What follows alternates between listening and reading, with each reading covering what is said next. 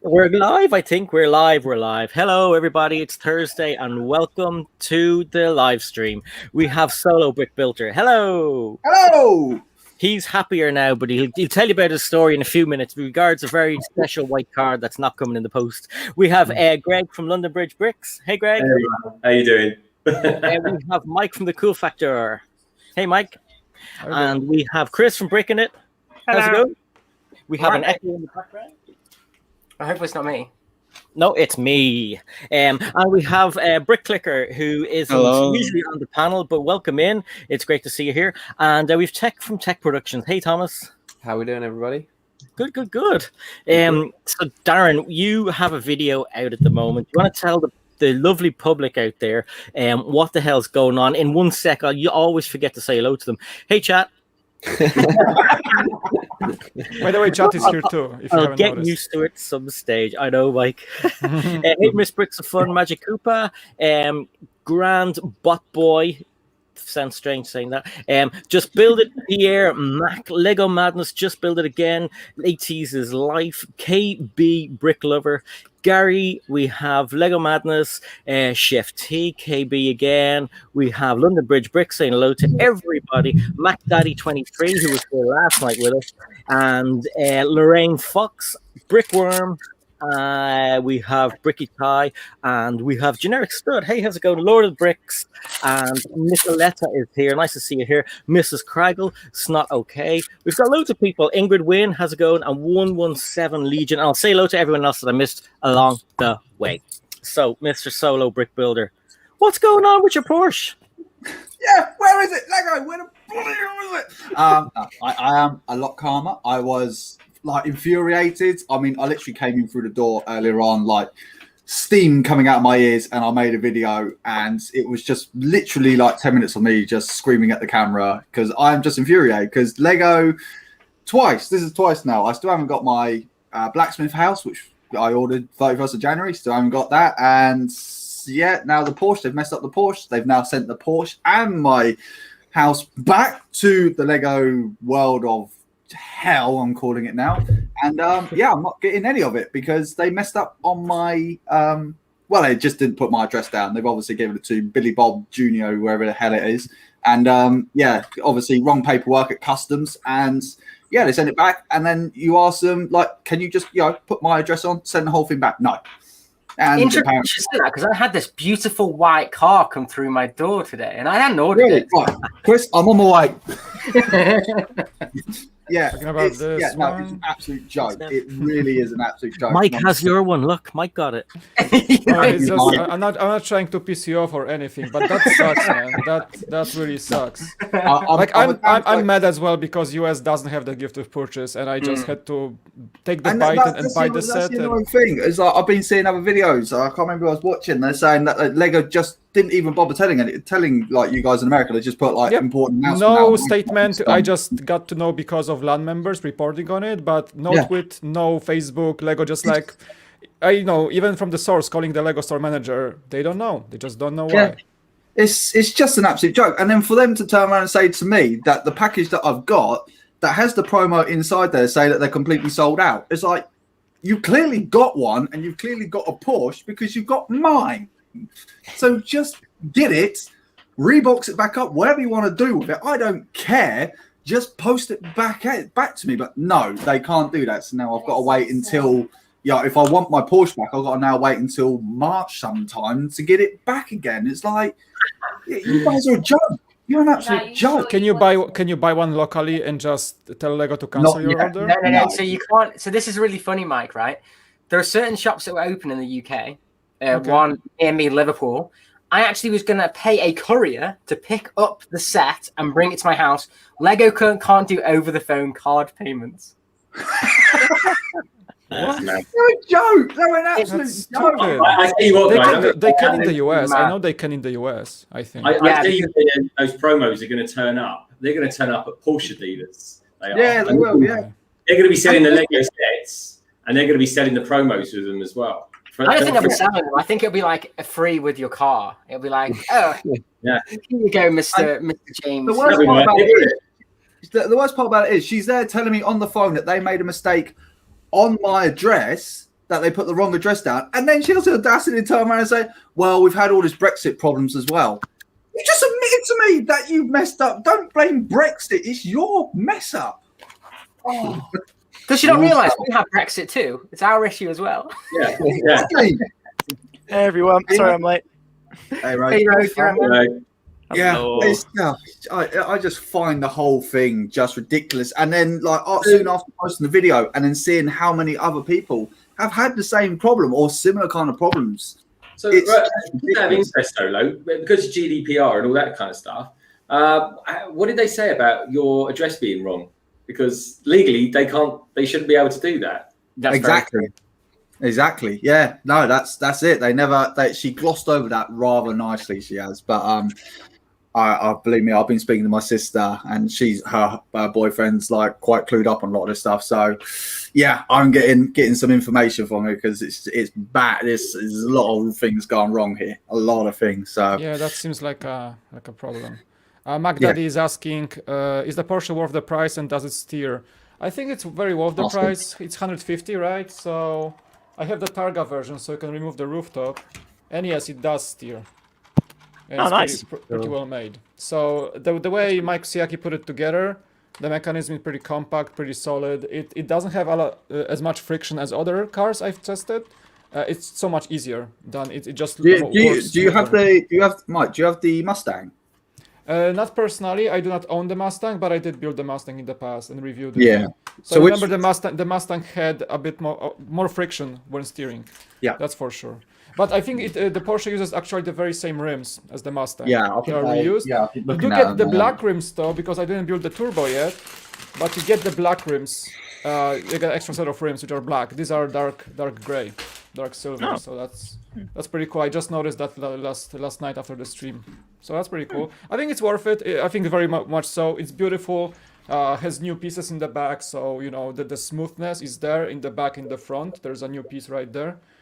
I mean, yeah, Mike Siaki delivers. Come on, this guy is like my favorite designer. He's a really good builder, yeah. Yeah. Like, it's cool they've got the steering in there, because usually for those creator cars, I've got a few of them now, they don't have steering, which is really frustrating. Like, the creator cars do, like the yellow car. Why don't the expert ones do? So that's I was cool surprised because, like, it's the front of the car is very low profile. So I was like, how do you fit steering in there? But you build like a module and you put it in, and it's like integrated with the front bumper in a way. So that way it's very compact.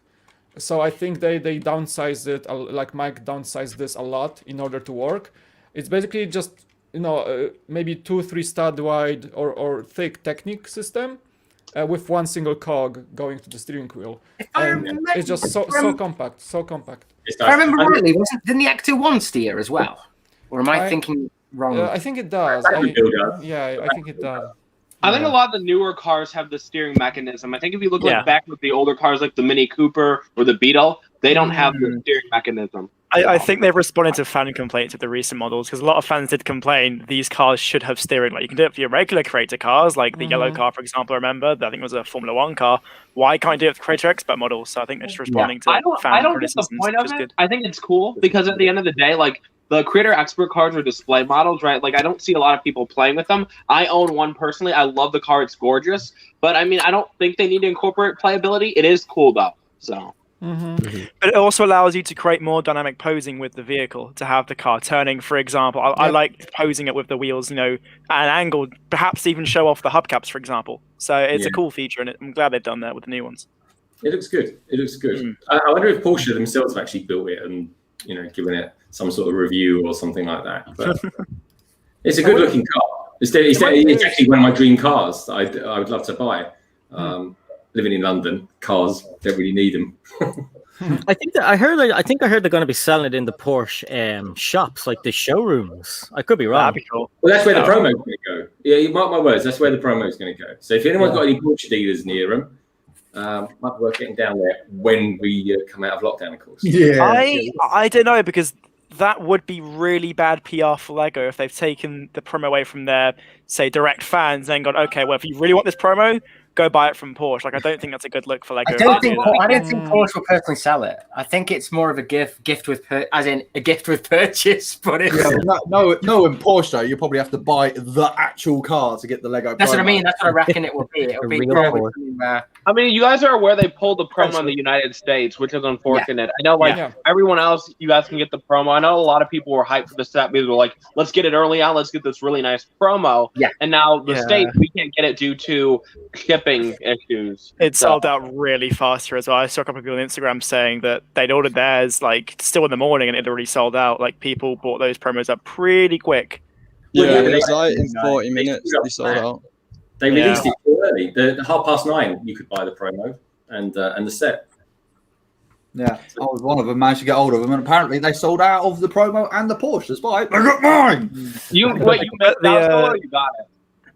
No, the good news is I still have the greatest promo of all time. Can't be beaten. Best promo ever. I will always find a way to mention this glorious set in every live stream. I like Adventurers, but that is a horrible promo. Everyone who agrees with me, say I in the chat. You know the amazing steering detail. Right. We're talking about cool, man. Talking about vehicles. Can I just give a shout out to NASA because we are 10 minutes away from Mars landing right now. No, I'm devastated. Actually, like 9 minutes 40. I'm like looking away from this screen. On the second screen, I have like 3 different streams of LASA Perseverance landing, which is happening in 9 minutes 28 seconds. I'm gonna. I hate NASA. They could be giving me all the money. I'm broke. I would take NASA's money. Yeah, no, I totally forgot about it. I was going to push the stream back a bit to watch it, but I thought I better not. I wanted to talk to Bricklicker about this LAN versus leakers scenario that happened. I think it happened the day after the last live stream last week, and if it happened that day, we would have been able to talk a bit more. But what Bricklicker? What is your okay? First of all, tell everybody what your channel's about. A lot of people refer to you as a Lego leaker. I wonder if you call yourself a Lego news channel. Or so fill in the people who don't know about you. Basically, leaker. Whether I push it too far sometimes, that's questionable. But yeah, I've got 2 sides to what they're doing. I think in one way it's a good thing, like it's for a good reason. But then at the other time, they're killing a lot of creators. Not just like the leak thing, like certain things you shouldn't be posting. But like when you're saying you can't talk about set names, things like that. I mean that is a bit far because it is limiting a lot of content. Sorry. No, go on, BFAB. Oh, but it is people like the leakers, like you and BRICK that are partially responsible for this.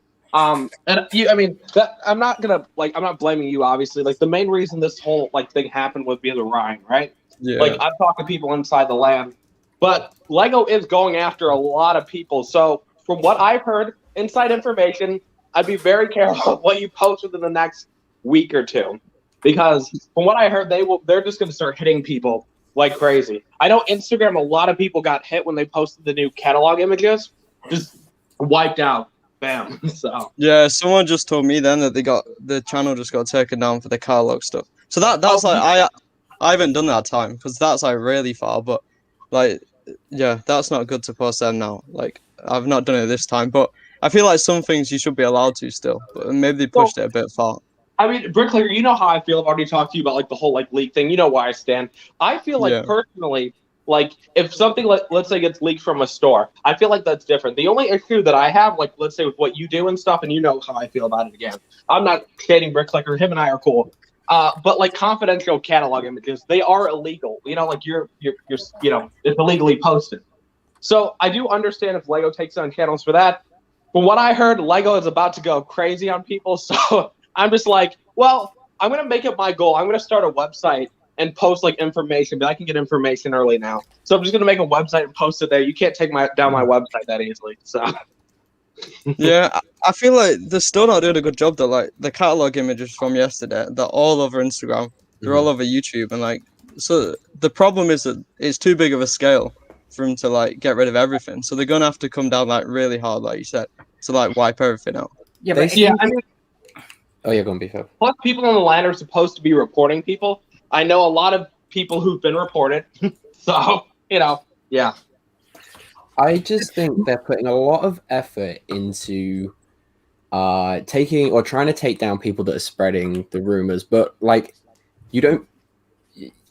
when you have a fire, you don't put out the flames around the outside. You go to the cause. Like, I feel like they should be doing a lot more in-house to be stopping the leaks getting out in the first place. Like it just seems oblivious to me that a company like Lego have these leaks in periods. Like the catalog comes out 3-4 times a year, and it's always there's always leaks about, and it's not just one person at Lego leaking all this stuff. It would be so easy for them to track who is doing it. So I don't see why they're not doing that. And also, the leaks can not only come through Lego as corporate, but Lego has factories in China, Lego has factories in South America, Lego has it's like we're talking about thousands of employees, or just like, dude, like honestly, there's a policy of, okay, do not take pictures in Lego stockroom or Lego warehouses as employees. Like part-time employees will take those pictures, and this is something you will not control. It's almost impossible. Stop people taking their phones into the workspace. But but like like in my Lego store when I worked at, like nobody checked if you have a phone with you in the stockroom because it's allowed. It's like you can't take away a phone from an employee. And we had like I've seen sets a month ahead of time many times over. And I've seen the boxes, and there was like a big sticker sometimes on the box saying, do not open until embargo date. But sometimes they would get open because we have to stock them and prepare the stockroom. So we see those sets. And I've seen, sets a month ahead or like 2 months ahead sometimes. Playing devil's advocate, though. Playing devil's advocate, right? Apple are the biggest company in the world. And you don't get iPhone leaks like that. You get speculation, but you don't have, and they have warehouses in China, India, but also on a bigger scale. Like they actually have to rent from Samsung. Keep in mind that Apple also has a much more controlled retail network. So Lego cannot control like Target putting stuff early, or don't like not caring about embargo dates, or Walmart's. So that's a problem as well. iPhone still have things like EE and 3G and networks that still have the phones early and have to do the marketing collateral. Yeah, they're still under embargoes, which is exactly the same. But Lego goes down on people like Walmart. I just think Apple is much stronger enforcing. Like there are there are huge consequences for leaking stuff, and Apple will actually take you down if you. They have like Lego has the same power, but they're not willing to like enforce it completely. So I remember when Lego somebody leaked the Stranger Things set. I heard that Lego got fined like over $100,000 or whatever when the Stranger Things set leaked before the embargo. Because some dad decided to send it to his kid or something, like, hey, look at this. The kid posted it on Instagram. Lego got fined. I forgot who said it, but it was like over $100,000. Wow. So, yeah. But remember when Jang was able to purchase Star Wars sets and Lego asked him to take it down, and everybody was putting their flag on Lego? I think it wasn't Lego's fault. It was Disney calling Lego and saying, hey, like, make this guy take it down. And Lego is working with giant IP holders, and imagine, like, it's not only Lego's fault. Like Lego, it wasn't I'm not throwing Jang under the bus. Like Jang had the absolute right to buy these sets, to review them, absolutely, but it was probably Disney calling Lego, say, hey, we can have those reviews out, right? So. I remember when this is quite a while ago now, when the Force Awakens Lego sets, when people start posting pictures, you talk about inconsistencies. I remember when people posted those pictures, accounts were taken down, posts were instantly deleted, YouTube channels were taken down. So you talk about inconsistencies. It does show that, sometimes when it's perhaps a more big reveal, like a Lego Star Wars reveal, Lego are perhaps more kind of strict with those. But when it's stuff like Lego City, Ninjago, there does seem to be an inconsistency with how they deal with these leaks. Like, with Force Awakens and Last Jedi, they were like, no, nothing is being shown, nothing is being leaked. If it is, the account is taken down. The communication issues from Lego are all across the board. When it comes to like that situation with the gift with purchase, with the Porsche, when it comes to communicating with LAN, communicating with the audience, not through LAN, there's a lot of issues. Even like internally within LAN, Lego messed up some media kits. I remember the situation when I think one set must have been the Mustang or something similar. Literally, like news, like Lego recognized fan media received the press packs like the morning of, or like few hours before. So how you're supposed to report on that if they send you information like a few hours before the launch, before the embargo goes live?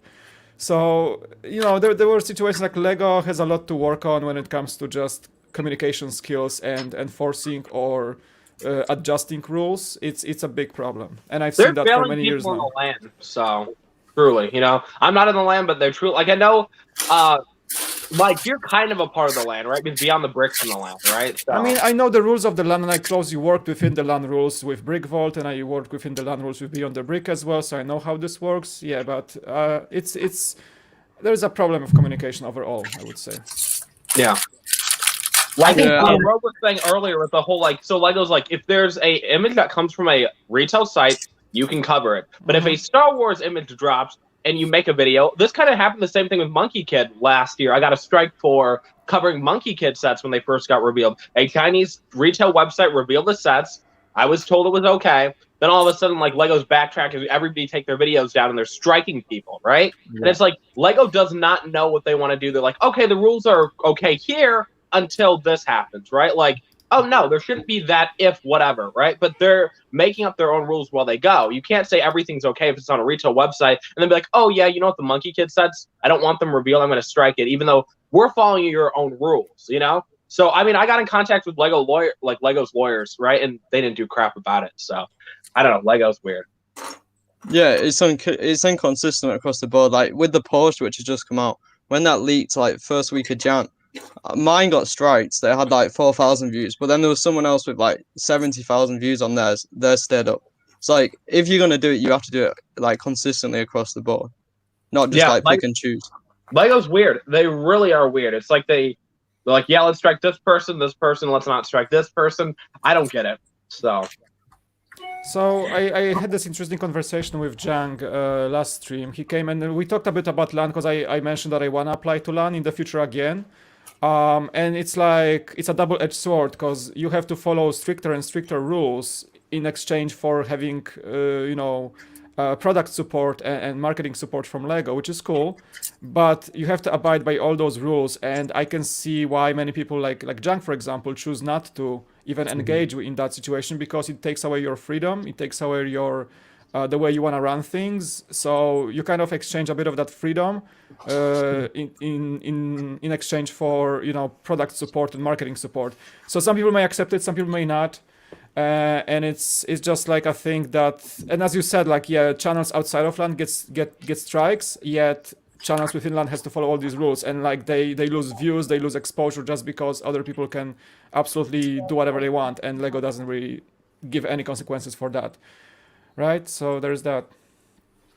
Yeah, I think with some people in LAN as well, like they're quick to like have a go at leaking people, but then they'll put like leaking the title leaked, and then they're kind of like bigging up that culture of it all and like kind of bringing people's attention to the leaking culture, so they get involved. Then it grows and grows and grows. So then I think in LAN the term like leak should kind of not really exist. I don't know if that's a fair point though, BrickClicker. Like it's like, example, if they could post the confidential images, right, and that's not shading you, do you think you'd be where you're at today? No, yeah, I would. Yeah, I'd be so much smaller without that October one when I posted them. But like, yeah, I don't think putting leak big in shout out real quick. The Mars rover has just landed. Congratulations! You're all clapping. Everyone's clapping. Yeah, I'm watching NASA stream right now. I've never done a leak. I mean, Lego just needs to be straight with their news. I think there is kind of a fine line where, like, BrickClicker posting the car, right? I'm like, okay, that's fine. It literally, someone posted the image. It's not like the only issue that I have is with catalog images and like early minifigs, I guess. Like I used to be that guy that reviewed early minifigs and I got striked like crazy, right? And then I, talked to people's like Lego's lawyers, went kind of back and forth, and I realized they are taking down people. I know a few people who've already been taken down because of that. Like a lot of the people I used to buy early minifigs from are taken down. Like I'm gonna name drop somebody. Sorry, you're gonna hate me for this. Minifigure Dreams. He is now responsible for a lot of the leaks now. And the reason is he's getting the minifigs illegally. And I called him out one day for it, but he used to kind of be my guy too. He's upset at me, whatever. But it's just like you're stealing. You're literally taking illegal property and you're selling it, right? And I think it's wrong now, but like that's taken a while. But at one point I'm just like, oh, it's cool to get the minifigs early, whatever, right? But it's just like it's stolen property, right? So that's kind of just like where you like okay, that's wrong. But like at the end of the day, it's gonna still happen. No matter what you do about it, Lego is not gonna succeed. That's not gonna it's not gonna happen. They can strike down everyone. You strike down 10 channels, 10 more are gonna pop up with leaked information. You can't win. I know Brickstar has good point. Hey Brickstar, how's it going? Welcome on in. Summer. Yeah, I mean, like they are. Lego did it themselves for putting websites and publishers, given the land already did leaks. So basically, anyone who's leaked, some people have gotten stuff from LAN. Yeah.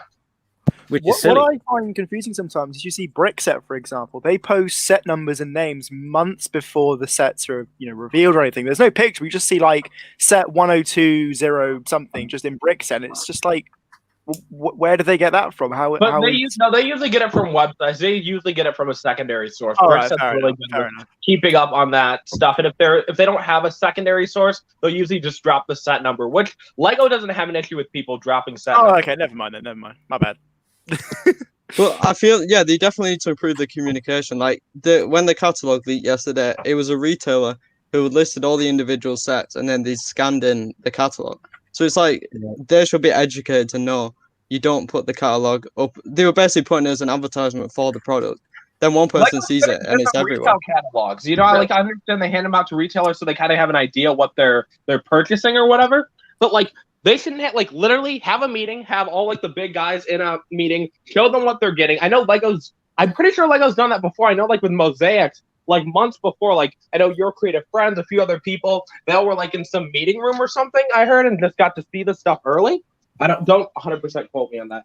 But Lego should do something like that, like giving out catalogs. There's so many retailers, small toy retailers, whatever, and they will leak it. I know some Swiss toy retailer I think he got sued or whatever for leaking the catalog before this one, because like Lego had a way of identifying it, and he was dumb enough to leave, I guess, his thing on there, and Lego found out who it was, and people started attacking the dude.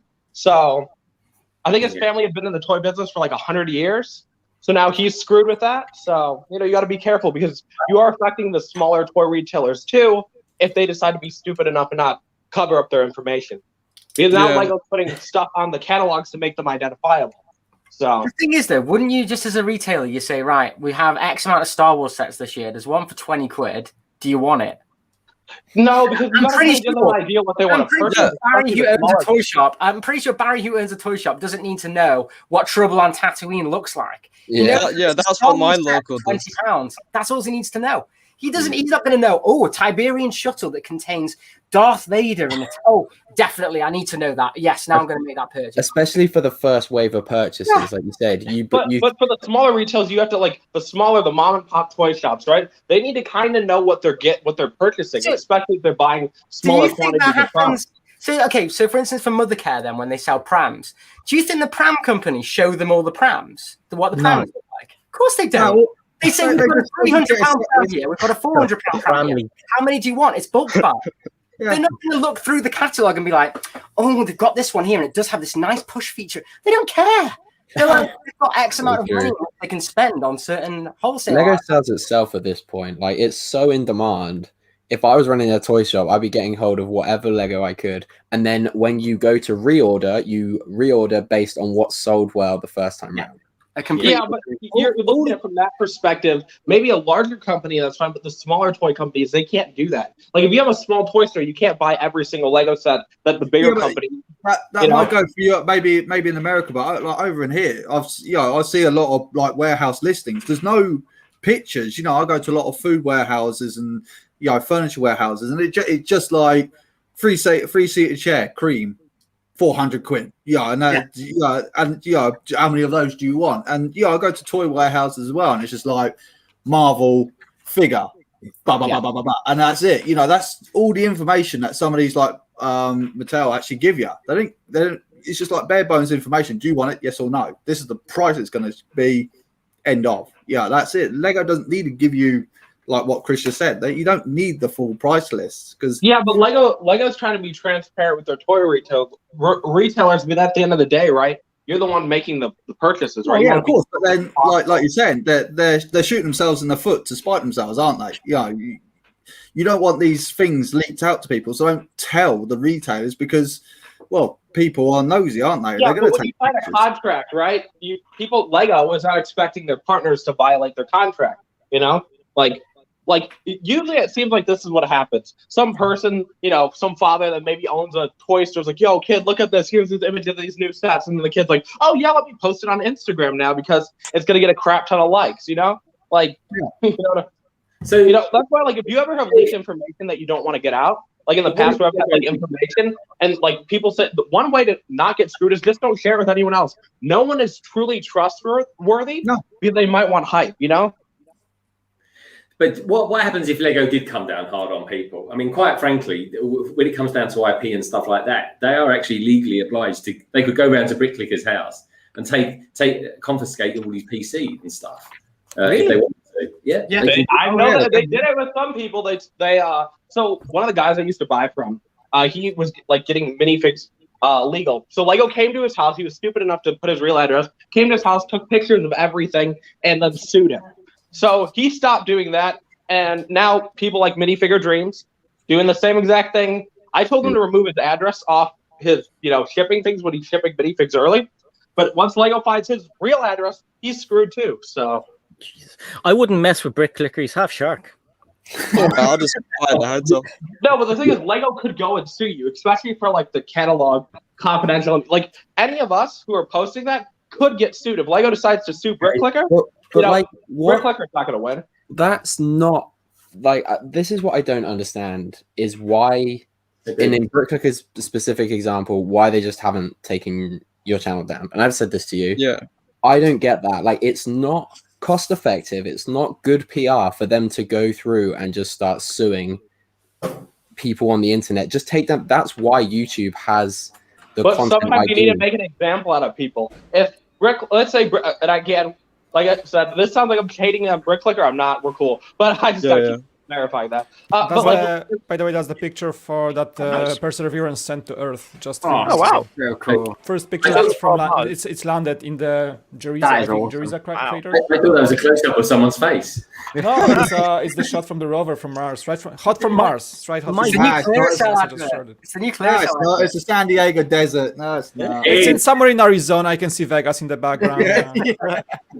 Also, Mike Nevada. Mentioned, Nevada. Sorry, just quickly back to the Lego topic there for a sec. You mentioned examples. Remember Brick Show? They were taken down for posting confidential images. That's a pretty good example of a channel being taken down. Do it Lego before they get... make examples out of some people. I think, like, literally, if tomorrow Lego's like, yeah, we're suing Bricklicker, and took down his channel, sued him, Bricklicker comes back, people like figure this out. Yo, Bricklicker got sued. It's gonna scare some people. You know, I feel like Lego, Bricklicker could have fought back for their YouTube channel. In the past, I've seen people get taken down for this type of stuff and put back up.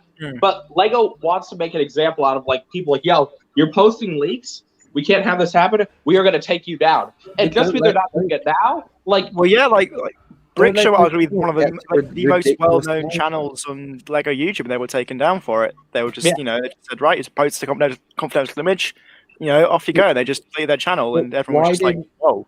If that did scare a lot of people. Everyone was like, okay, we can't post these images for a while. If they're taking down the Brick Show, then that should pretty much say you can't post images. But why are they letting the channels get that big in the first place? Well, this is the thing. Brick Show didn't grow because of their leaks. Brick Show grew because back in 2009 when they started their YouTube channel, they were the only ones like really putting out semi-decent, high-quality Lego reviews. But so do most of the Lego YouTubers. No, they weren't putting out high-quality images. No, they were putting out, like, you compare quality from Brick Show to older people that do YouTube back in the day, their content was shit. Like, I'm not saying that, but what I'm saying is that like the likes of like Ash and Flash Just Too Good, they do advertise leaks. At the end of the day, they've got to that same size because of the same thing. And then Lego actually puts them in line. So people are going to be thinking the same. Well, I'm going to do leaks. I'm going to get big and big and bigger and bigger quicker so I can get into line. That's the kind of you're actually giving people the pat on the back for doing the thing that they don't want you to do. Yeah. And then they're calling me out for it. There's always kind of this line where it's just like, Just Too Good at Ask might cover, let's say, rumored information. Like, that's kind of been a thing. Like for me, I've never covered confidential crap, but, it's just like rumors, leaks, they get views. Like, example, like I broke, the Titanic and the new stadium rumor, right? All over social media now, right? Like, it helps to get all that stuff. It helps promo your YouTube channel. People talk about you, right? Leaks are fun, but it's like when you're crossing the line with confidential stuff, you are breaking the law. By me talking to people and getting information, I'm not breaking the law, because it's like, Yeah.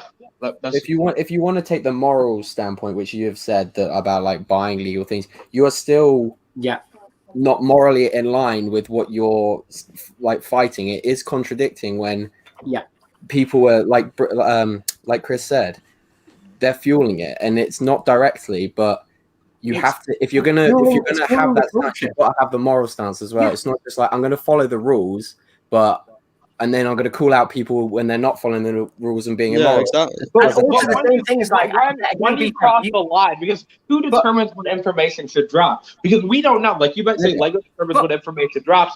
If that's the case, none of us are going to get any information orally. All this stuff, like whatever, right? I know that's kind of like something that hypes up the product, right? Like just leaking confidential catalog images hype up the product, but BFAB. Also, as you've said multiple times in this call, right? Again, I'm not calling you out here, but you know people in LAN, right? So you know the behind the scenes stuff. You know what you can and can't do to get your channel taken down. The majority of people don't have that information. So they want to get famous or get more views on, so they don't know the boundaries, what you can and can't do. So they see something, they get excited. They think, oh, I'm the first person to see this picture. So they post the videos. Yeah, but they don't know to make it very clear that you're breaking the law. Most people don't know that, though. Most people who don't own a business don't know that's a confidential image. Honestly, they don't. But it says confidential on the image. It literally says confidential on all these images. Yeah, but just because it says confidential doesn't mean that every But that is also the problem, because Lego is not doing anything about it. It's not tracking down people. Lego basically passively encourages that behavior. Exactly. Because again, like I'm on the side, sorry, I'm gonna be the bad cop here maybe, but I'm on the side that if they want to feel LAN members appreciated and, you know, well, like to feel, for the LAN members to feel that they have a well-deserved membership and they worked for it, they don't have to, Lego cannot punish LAN members in a way they do. Because they try to follow the rules. Of course, if the LAN members don't follow the rules, they should get punished. But at the same time, Lego is encouraging channels outside of LAN to just spread that leaks and spread that information. And maybe there is something behind the scenes I'm not aware of, but as far as I'm concerned, Lego is not really tracking down these big view channels who just don't care and just keep posting stuff, right? Yeah. The thing is, so like, you know, BRICK, Brick Clicker, you guys have all been reported to LAN. Again, I didn't do anything. I'm innocent. I'm not a part of LAN. But like, multiple times by multiple people, and Lego's like, yeah, we're not going to do anything about it now, but now this whole like rule changes are like, yeah, watch out guys, you know, be careful. So yeah, that's what I thought when I saw that news. I was like, they literally defend, like they're protecting people so they can start doing certain things. That's what first came to mind for me. It's like, I mean, you guys have to understand that it's very fresh news that Lego is changing any sort of rules, right? So we're only a few days in from that kind of information that LAN members have been given. So, you know, it's going to take a few weeks, few months for maybe to Lego to catch up on. Maybe there is something behind the scenes we don't know about. Maybe Lego is actually actively monitoring a system to actually start finally tracking down those leaks on a more consistent and effective basis. We don't know. Like, we're a few days in, and at this point, it's a speculation if Lego will be starting to doing anything or not. So we don't know. But then what gives Lego like the right to strike down information? Like half of the time when we get this information, right, the names are not the exact same. Lego can't say like we own the name or we whatever, right? Like Lego has zero copyright power over a name or set rumor, right? You don't have power over that. What they're doing, if they strike down people, is illegal, and I hope someone sues them. So like you can't do that. They have zero right over information. I mean, it's their information. They're the company holding their intellectual property, and they have the right to protect it. You know, you have to understand they're a business after all. Like if they have an IP holder above them, kicking their butt, for keeping the information tight and secure, they have to abide by that. We're talking about, multi-million dollars. Unfortunately, like corporate agreements with Disney or other. That's why they went so hard after M&R. That's why, because Disney holds Star Wars. You imagine that. I think it's the same situation because Disney is like Apple. Disney holds very strict rules over their information. They have to secure it, and Lego is just a partner. They have to enforce Lego to follow suit. And we may hate it, but that's the way the corporate world works. And as much as you may say that, oh, Lego is for the people, it's a corporate company. It's a business after all, working with multi-million-dollar companies and relying on their partnerships to bring the product to the people. So keep that in mind. It has to be understood. Yeah, we don't want Lego to end up getting screwed by this. Like I know, like Lego, when they talk to like Ash and stuff, they're like, or whatever, that like the names or whatever companies could like, what is it, like reverse engineer the products based on the names. I'm like, you know, they're pulling it a little bit too far. Like, I think they're overthinking things. Right at the end of the day, Lego should be focusing on catalog leakers and, like, you know, the companies that are like knocking off their product. Like, they do that, but every time they take one down, four more will pop up, right? Like, Lego is not going to win in this case, you know? Like this is an interesting discussion. I'm gonna just like bring an example of the tech world. Looking at the at smartphones market, I'm following dozens of channels who do tech reviews, cameras, smartphones, you name it. Yeah. Leaks are very rare. Like right now, there's a Sony leak going on about certain cameras, but all those companies and all those tech YouTubers have very strict. They have been taught over years that there are very strict rules following any information about the product they provide information about. So I think Lego is just lagging behind. Because, you know, there's a discrepancy between like what we want as fans. Like we have a bit of a different fan base than an Apple company has a fan base of. We're like more excited because it's a more like a toy product. It's more like a collectible. It's a bit different. So we all used to to getting hyped us on the leaks. And I think what Lego is trying, unfortunately, to do a bit late to the game here is trying to like get up to standards of other big companies who are protecting their information. And there's gonna be a bunch of bumps in the road. They're gonna be having a lot of problems enforcing it because the market of Lego fans is so far deep into that culture that leaks are just a thing. Just like leaks are we are so used to leaks. We are so used to early information that is driving the entire YouTube community. And don't forget that Lego is just actually a bit rusty and behind, and they're trying to enforce things that we will absolutely hate as a community, and we have to understand that from that point. And Lego I think needs to sue everyone. You leak catalog images, sue the 12-year-old that posted it, just sue everyone. If Lego was suing everyone, this would not happen. It's a problem because you don't have like kids tech YouTubers, but you have kids Lego YouTubers, right? That's a problem because it's like the market demographic for Lego is entirely different than more mature adult-based community of tech world. And you know, it's just a matter of fact, like all those, as the community likes to call kids Instagrammers, you know, just leaked picture, I don't care, it's a confidential watermark on it, I'm just gonna post it, right?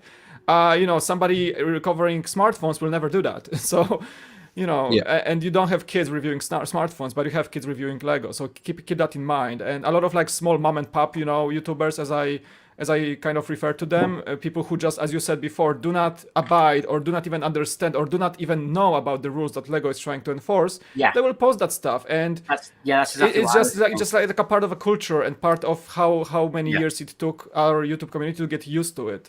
To the fact that Legos are just a part of our life, right? And, like when the mom and pop shops are getting these catalogs, they have to sign an NDA. There's no way that Lego would just be like, "Yo, you can't do this," you know.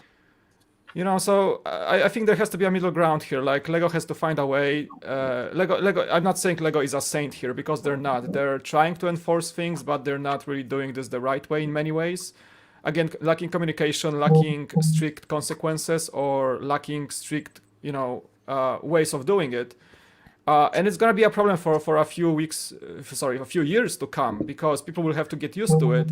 We're witnessing a change in how Lego is protecting their information, something that wasn't present for years as of now. And like I think 2020, 2021 are the years that will be actually seeing a crackdown of leaks and Lego trying to just provide some protection for their information. And it's not gonna be nice. It's not gonna be easy. It's gonna be a bit of a bumpy road, I would say.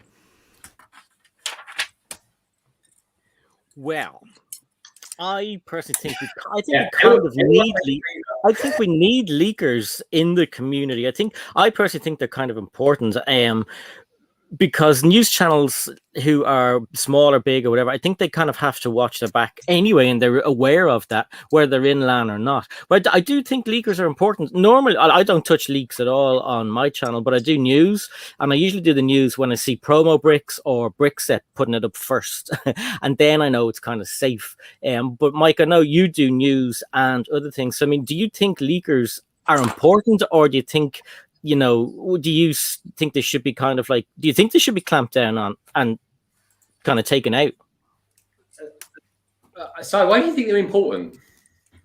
I think they're important for that, as for the hype, to get things, you know, if you see a leak months beforehand, say of a new minifigure or a new set or a rumor of something, you're going to get a bit hyped if you're into that team. You're not going to hear anything.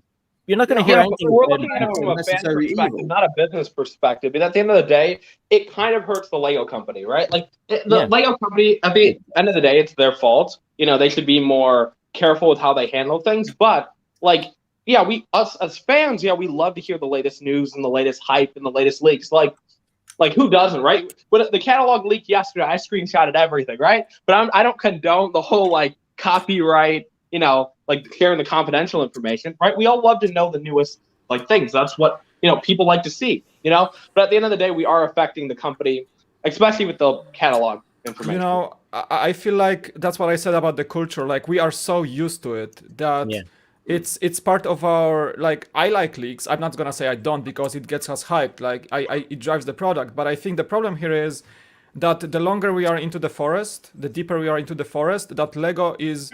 Look at Lego, how they progress over the last few years. Their partnerships are getting heavier. Their collaborations, their commitments to different IPs are getting heavier. And I think what we're seeing here is those partners like bringing Lego up to the standards they are used to in their respective markets. And that's the big problem. So there's a clash between what we want as fans, and let's be honest, we want leaks, we want early stuff, we want early information. We want to wait for those sets coming, a few months down the pipeline. But all those partners allowing those sets to happen, they're saying, hey guys, we've been doing this for a few years longer than you in the e-commerce market, and we kind of have these rules. So if you want to be partner with us, you gotta have these rules in effect. So it's a problem. Like that's a clash between what we want as a community, and that's a clash between what Lego is abided to do. And we're gonna see, as much as I hate to say it, we're gonna be seeing more of that. Those clashes. Do you think that any of these companies actually have official leaks? Absolutely. Leaks on purpose. I think that those are happening. That's like, but sometimes it's like, I think like companies as established as Disney, which people can call greedy, people can call whatever they want Disney, but you gotta admit that Disney knows their stuff, and they've been doing this for many years. And I think what Disney is doing is creative marketing. Like people say, oh, it's a leak, but a good marketing team will not leak stuff. They will tease stuff in a very creative way. So I think that's what Disney is doing, and that's what they're trying to provide the market with, so that, it's hard to leak something Disney, but Disney is doing them themselves in a very creative way, or like hyping. A good marketing team will create the hype on their own. They won't rely on the fan base to create the hype. I gotta say, Lego hype is outcoming a lot from the fan base, a lot. So Lego is not the best at hyping stuff up. And they've got to be careful with the negative stuff though as well, because just because they hype it, I mean, they can get completely panned by it. I mean, I think it's quite divisive. All this video stuff that's going out about the moment. I mean, and there's some of the new Star Wars sets that are coming out. A lot of people just hate them because they're cheaper, they're less detailed, and it has that negative effect. And that's what it was exactly the same thing with Super Mario. When that got leaked, everyone was like, oh, this is a Duplo thing. And they never had the chance to actually have a go at the item. So then there was already negative views out. And then when people actually got hands on it, they actually really liked it. But that already... Yeah, but like you are bringing up that point, Chris, but like Mario as the starter set, that sold really well. I have not seen the other sets. Like I don't have numbers, right? But like I have not seen the other sets sell well whatsoever. Like there's some even on clearance at my local Walmart. I don't know how well Mario is doing, truly. But what I'm saying is that I don't think that helps either with the fact that people are leaking stuff or talking about things before they have the full item. It's like Gardens. We had Gardens images and they were really, really blurry. And people were already going, this looks absolutely terrible. This looks naff. Look at this. It looks awful. And then eventually when you saw it, it's like, oh, it's actually pretty good. But some people will have heard those original things from their favorite creators and gone, oh, those guys didn't like it, so I'm not getting this set. Yeah, and you instantly people do look up to us as creators in general, though. Like our word, I've said stuff like in videos where like this set is crap, and then other people, oh yeah, it is crap. Right? That's exactly what I'm saying. I'm agreeing with you. But the fact is, you get images of stuff early, and then you make a predetermined decision in your head because you've seen some blurry images or some leaked things. You're automatically going to be saying to people, "I don't like the looks of this. It doesn't look such as such," but you haven't got the full information. So how can you determine what's good until you actually see what it looks like properly? That's what I'm kind of saying. Well, we're going from one Lego Electronics product, which is Mario 2. I think we'll change the subject for a while now, and we will go on to one of the best themes I think they've come out with so far, Lego VIDIYO. Whoa, yeah! Why is no one clapping? The absolute goat. No, I like VIDIYO. Don't get me wrong. The theme is gonna bomb. Hey, the minifigures are great. Come on. Beautiful. The theme is going to bomb. I'm calling it right now. Lego Dimensions Round 2. There's no way this theme is gonna do well. Like the marketing is crap. The sets are overpriced. It's like. So I Giant Bricks called it Dead on Arrival. So I see this as Lego. This is Lego Dimensions all over again. Honestly, like, you know, all the attention is on the app, right? You look at the actual sets themselves. There's cool minifigures. Don't get me wrong, but there's the builds. They're just not there. So like, it's gonna be really hard for like people to go, okay, what is VIDIYO without having to get an iPhone 11 out or something? And people already said like the app doesn't work very well. You're so paying $20 for a box. Literally, $20. You're paying for a minifig and a dang circle beat box, right? This is not why am I saying circle? Square beat box. I'm dumb. Sorry. This is not the first time that Lego's attempted to make a theme merged with technology. You know, Mario, for example, Hidden Side, Dimensions. There was Fusion, I think, back in the day. Like they've done this multiple times. Hidden Side to me was the best mix, where you've got a pretty decent Lego set with a pretty decent app. With VIDIYO, you have, you know, you've got this app that they've clearly worked quite, you know, hard on, for example, and they've tried to do as many good things with it as they can. But then the sets, it's at least from what they've revealed, it's a minifigure in the little box. So like, where's the $20 freaking dollars for that? Like literally, and you look at the box art too. The box art, literally, Lego does not seem to learn. The box art is similar to the Hidden Side style of box art, where they're trying to advertise the app and not the product. If I was a parent and I walked in a store and I saw a little teeny box for $20, I would be looking at that like, what the hell? Are you kidding me, Lego? Like this looks like a $5 product because at the end of the day. What are you paying for, the beatbox? Because all the bits are the same. I think you're paying for the wages for those for those designers who can't put any designs on 18+ boxes anymore. They've nothing to do. It's also you walk to a Lego store and you see like a BRICKITECT for $10, right, with actual bricks. Okay, there is no minifigure in there, but still, you know, I think those beatboxes could be like $10 maximum. That like that's the most I would pay for that. The most important thing about any Lego set is the build. The build is the most important part of any Lego set. With these VIDIYO sets, there's, at least from what they've revealed, there's not really a build there. So it's like, I just don't see the Lego value in these products. Like the minifigures look great, and the printed pieces look great, but there's no. Maybe they try to make you collect those printed tiles, the beat bits. Well, I or think something, they're all the but same. it's still I looked at the images. I think they're all the same. There's all 16 in each set. I'm pretty sure they're all the same tiles. Yeah, you know, and like credit where it's due, these minifigures and pieces, the details are phenomenal. Like, these prints and the minifigures, the details are like arm printing, leg printing. It's great, but I would say build just it's lacking, and it's I would say lasting. I would say how you call like in marketing your value proposition, right? You like look at the product, merchandise, where is the value proposition that justifies the price? I think it's very low. It's very low ratio for those beat boxes. Like at a typical customer, I can like my former Lego employees, my friends from the Lego, so I can see them like trying to explain why this is $20 already. They gotta prepare for March because there's gonna be a lot of questions like, why do I have to pay $20 for this when there's a BRICKITECT next to it for $10? And you know, I think like, that Lego and technology should just stay far, far away from each other. This is where I have to disagree with Rogue.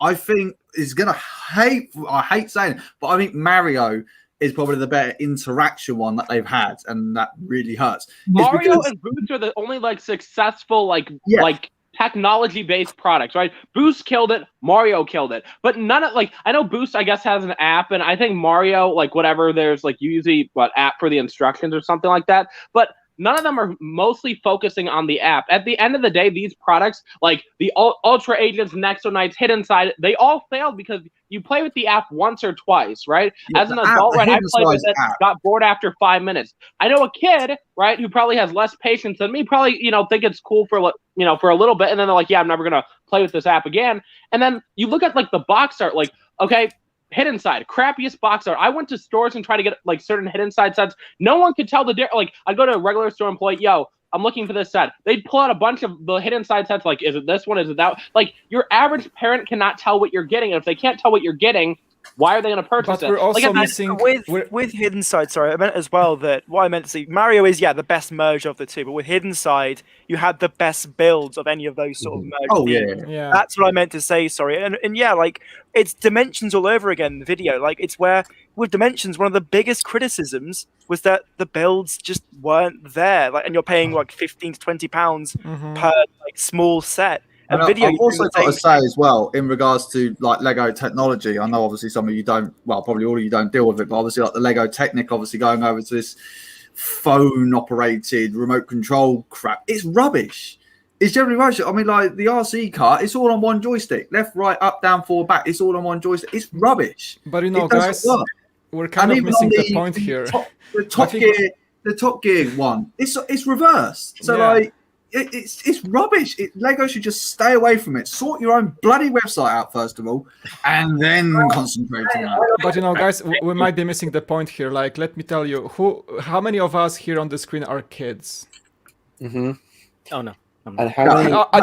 not have kids, like our kids. Like you guys have to remember, we're not the target demographic for video. Yeah, and we may be running as much as we want, but we have to wait for March to see the sales actually. And you know, like little girls running into the store looking at that little cute unicorn minifigure, they're gonna ask their mom to buy it. So you don't know the power of your child asking you to buy a thing for you. You don't know that power.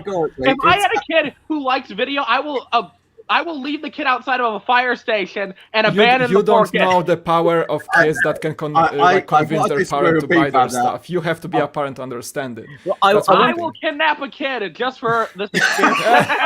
No, I want to refer to like Sarah's comment for a second, because she said she's excited to try out video. And I'm excited to try it out too, but like my question is of the longevity. Like, Sarah, do you think like after trying out, would you stick with the app for like a long time, so you'll buy Series 2 and stuff like that? Do you think it's gonna work that way? I'm really not sure. I just think it's cute and fun, and I think it seems like an innocent way to be creative. I just think it's cool. Probably something I try out a little bit and not really do too much with. Exactly. So many of us are in the same. No, you have to make one too. I think you should. It doesn't show your face. Oh yeah, we want you to make videos, of course. Yeah. Video videos. Yes. I can't wait to post myself gyrating on the app. That's going to be the best. No one's going to want to see that. It's going to be Bionicle 2.0. I feel like you're being too harsh on it, BFAB. I don't know. Sarah, it's $20 for one minifig. You get a mini and a little. And I like it, but like I can't wait to be at Walmart like in 6 months and picking them up for like $2, and they're like, haha, fill up a cart. And like Lego sets to go like, haha, I got these for $2 because I waited. BFAB, you get loads of money from YouTube. You're 100 air at this stage. I wish. I said do 100 want money, guys. Everyone hit up Eminar Productions. He has a lot of money. I do think it's important to say this is the first wave of video. I do hope the theme improves. I do think there is a chance of potential video to improve. This is only the first wave.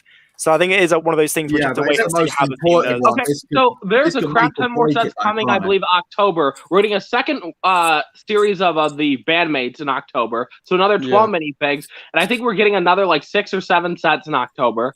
So like Lego's going like all like full force with this theme.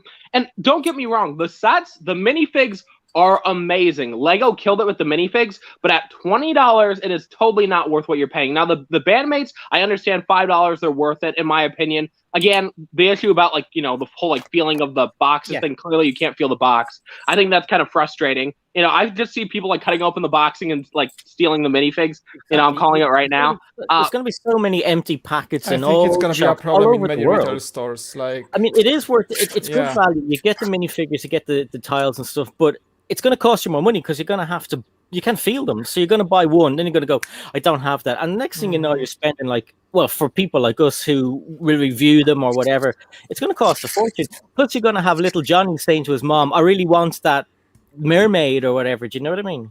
Yeah. And then you're like, well, unfortunately for you, we're going to have to cut open the boxes, son, or, you know, just get one, you know, keep failing, or just buy from people like Brick Vibe. That's what's going to happen. Brick Vibe sales are going to go through the roof. I want to go back. I want to go to this comment here. The llama guy. What the hell are they doing with the llama guy? Is he a music producer? He can't be it's Neo hilarious. either. Guys, Neo is literally collaborating with a llama. How dead does your career have to be? People who know Neo, right? Great music. You are collaborating with a llama. Just picture like, you know, your legacy. Yo, yeah, I collaborated with a llama. This song better be good, or literally it is going to be the biggest joke out there. You know what? I think we get fired up too much about this a bit. We are question being, any of you? Like personally, I wanna just have some of these minifigures. That's all I want from this. Honestly, Lego, send me all the video stuff, Lego, or else I don't know. Can I just play devil's advocate here though for this, right? Yes. How much better would it have been if we hadn't had any leaks about video, and then all of a sudden it got announced, and we were like, "Oh, this looks interesting. They've partnered with Universal." Then you get LLMAA doing these weird Instagram things, and we know nothing about it, and we go, "Wow, this is interesting." Then you get the hype. And this I still wouldn't. I mean, earlier. There's nothing wrong with the thing. It's just like there's nothing wrong with the minifigs. I think people will admit the products look cool, like especially the minifigs. But it's about the price, like $20 for the beatboxes. Who wants to buy that for $20? Like you could go and buy a $20 Star Wars set, Ninjago set, City set, or you could buy that. No, I don't care if you like technology. It's just like it's not worth the $20. Like I haven't seen the UK price, but from what Lego has revealed themselves in their videos with some of the video sets they've already posted, the what they call like the hero sets that like have the part of the minifigure and the pieces, like they do look cool. It's just that like again, like personally, like Lego to me, like, the most important thing is the build. So it's just I'm just thinking like, okay, but where is the build side of things? That's what I'm looking forward to see from the theme. And because I haven't seen any of that yet, that's where I'm like, okay, well, this just seemed like Lego Dimensions all over again. So I do think there's hope for the theme to do well, but from what Lego has revealed themselves, I'm not interested personally. But the minifigures are fantastic. I'll say that they do look. They are. They are amazing. Like they look like they came out straight from the Masked Singer, and I love the Masked Singer. So I'm just like, these look great, but not at the price. So but we end up, like Mike said, we are not the target market. Lego would be like laughing to see how like bothered you are by this BFAB, because they are just not targeting you at all. Like they are, but like as an 8-ball, we still should have the ability to like share our opinions on stuff. Oh yeah, you know? no. Completely. Yeah, but first and foremost, Lego is a toy company. We're AFOs, we love that stuff, but this is clearly not a theme for us. Yeah. And even as a parent, I'm saying like, you know, we may cry all we want about the $20 price tag of those boxes, but dude, I worked 3 years in the Lego store. I can see a little girl convincing her mom to buy her this cute unicorn in a $20 box. And I know this is not right price for the value proposition that the box offers, but like as a parent, a kid's way of convincing the parent to buy them stuff, or maybe they want a little gift, I think it's gonna be a good choice. So the price will be secondary in this, unfortunately. For us, it doesn't have value, but the price will be secondary for that parent. I think also there's a key thing that we're missing here, and that's the fact that it's official music on the app. So that will also require licensing. So to them, that's a bigger price tag. So you're not paying just for the minifigure, you're paying for the app that contains universal music. Yep. Music's massive. You pay $9.99 a month for things like Apple Music or Spotify. So to them, they think, well, if you're going to get some free songs out of this, we're going to add that onto the price of the minifigure. That's the way it's going to be. You are right, Mike, as well. You mentioned too. Like you are right. The number one thing with these sets is playability. But again, in this case, the playability is with the app, and maybe that will be really successful. Like. You know, it's a like good point we're to make. speculating before even the launch. Like none of these are on the shelves yet. We don't know. We don't know anything. We're just speculating. We don't like it. I made a video before the hidden sides when they first got revealed. I said it's going to fail, and here's why. And guess what? The theme failed. I'm calling it now. It is going to fail, and I will be showing off my shopping cart full of video stuff, saying I got these Lego sets 90% off. I'm calling it right now. But you only buy for crap as you do. If you throw out as much crap as you do, then eventually the shit will stick. Well, I mean, who's dumb enough to pass up 50 to 90% Lego? I don't do that, so I buy it all. So, it's just if anybody's wondering what video looks like, sit there on the screen there.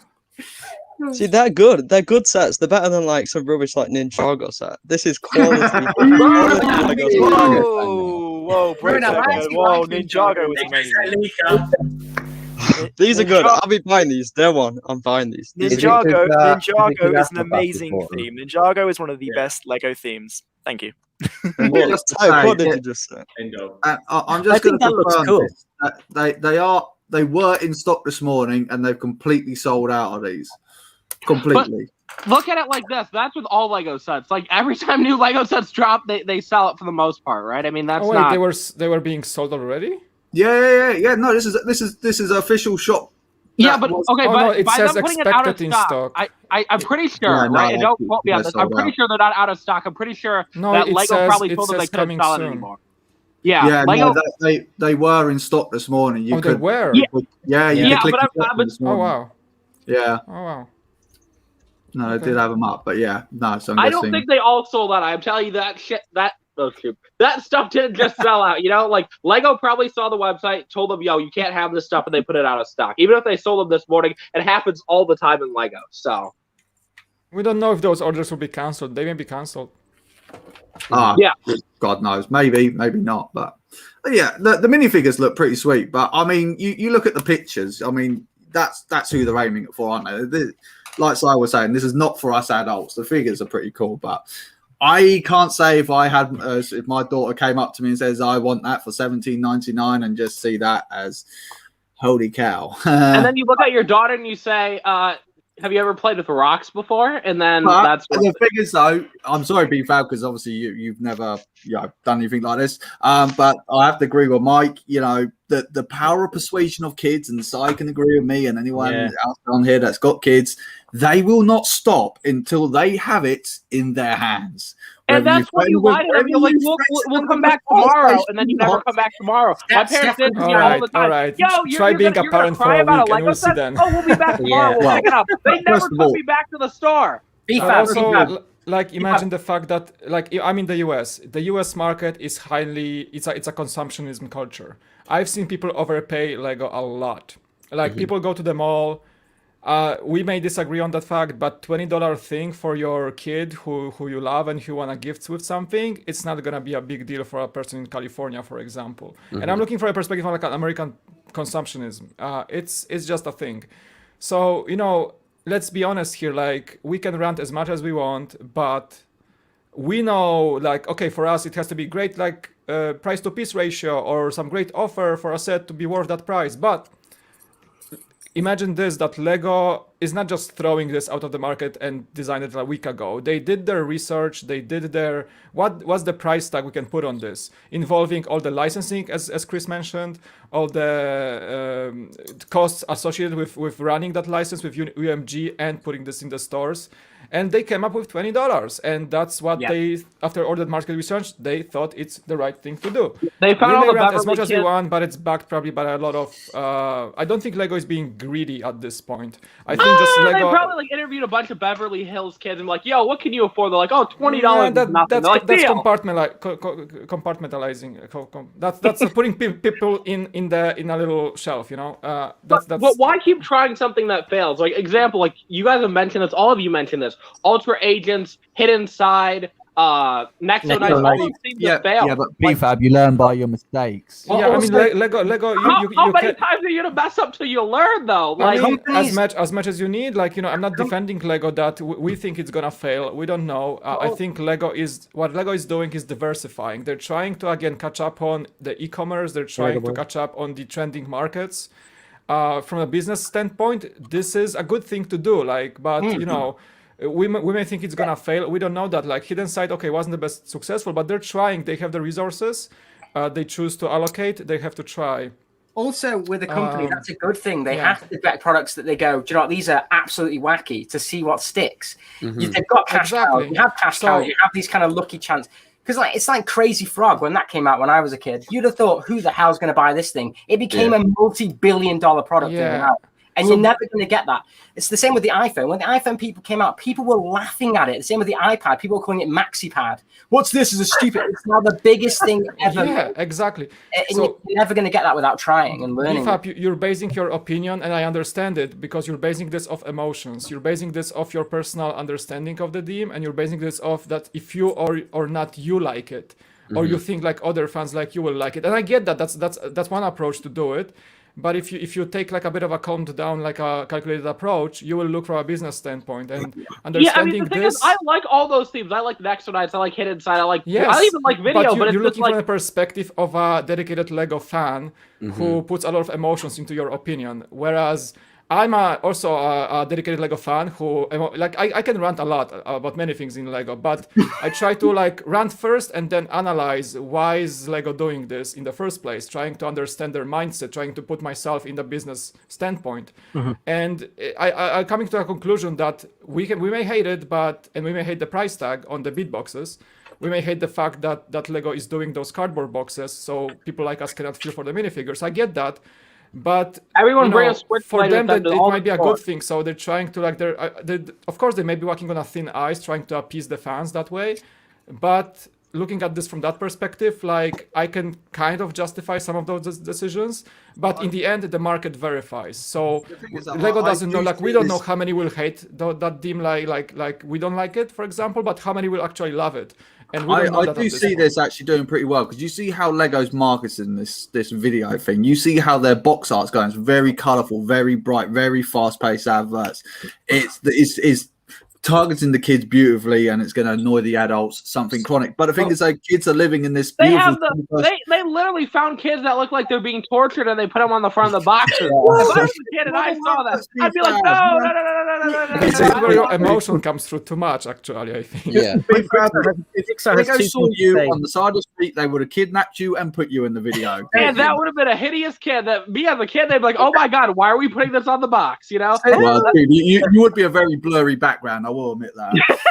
I will say one great thing about videos, it shows Lego once again, they're raising the game with minifigures. These are some of the most detailed minifigures we've seen, at least in the past year or 2 or 3. Like the detail is incredible. So it does show, like, you know, like Lego are raising the game with a lot of these products with the minifigures, for example, which is a great thing.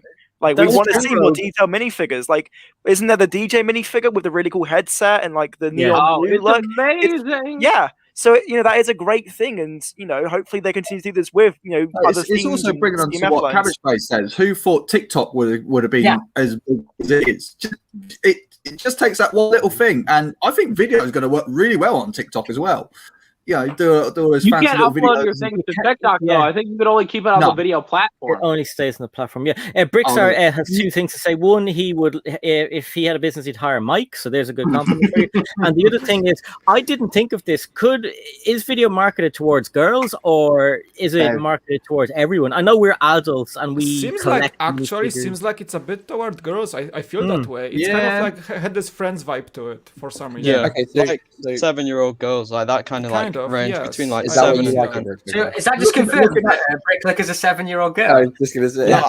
I mean, they're good for text mentalage. And I mean, I have an 8-year-old girl and a 4-year-old, so I may try. Like, I can test them and make an experiment on them. I think looking at the box art on it now, I'll probably say almost like 90% of them is kind of like they're all girls on the front of it. So there's one. Just coming back to that, my mention of value proposition. So I say, like, for me, $20 is too much for this, right? But again, I feel like we don't know if somebody with a different mindset will have a different value proposition understood from those boxes, right? So it's a bit of a, you gotta try to calculate your approach to this, I feel. So I don't know the age of your kids, Mike, but Sai, if we're saying that this could potentially be more aimed at a girl, do you think ATs would like something like this?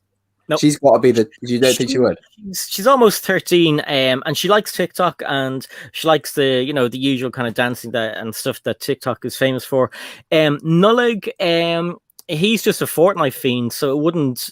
He'd collect minifigures. I don't know if he just copies me or looks up to me or whatever. He likes to collect minifigures and put them on display, and then kind of just forget about them until I need one and I nick it from his. I don't really know. Nullig, I love you. But, no, neither. I don't think either of my kids would be into it at all. What about you, Mike? What do you think your kids would be? As I said, like, I have girls 8 and 4 years old. I don't know, like, they don't know what video is yet. I didn't show it to them. Once the sets come out, maybe I'm gonna buy 1 or 2 minifigures or maybe a box and see what they like about it. But like, from my perspective as a parent, I'm trying to cut their screen time a bit. So they have an iPad. They sometimes can watch cartoons on an iPad. They don't have their own smartphones or anything like that. But as a parent, I'm, especially in the pandemic, in lockdowns, I'm trying to cut down on the screen time. I wouldn't really like them to see sitting on video making videos all day, I would say, personally. I would like maybe for them to try it, but in the long run, I don't want them to get hooked up to it too much, you know? See, that's where it come back to my personal gripe with Mario, where you had to have the phone or a computer or a tablet to read the instructions to go. Was it Mario? But for playability, you don't need that. So Mario was I think Mario was a good merging of physical activity and the instructions. Like I didn't like the fact that they were digital, but yeah. For the initial build, you need an electronic device to run it.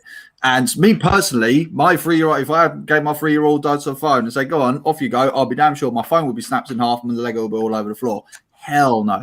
And I think that comes down to that. Exactly what you're saying there, Mike, is, you know, a lot of parents are kind of going, yeah, you get half an hour on your phone and that's it. Because I don't want you glued to your phone all the damn time. And now you've given them a product where you're now physically glued to your phone because now you're going to be just sitting there messing around with it all day, all night.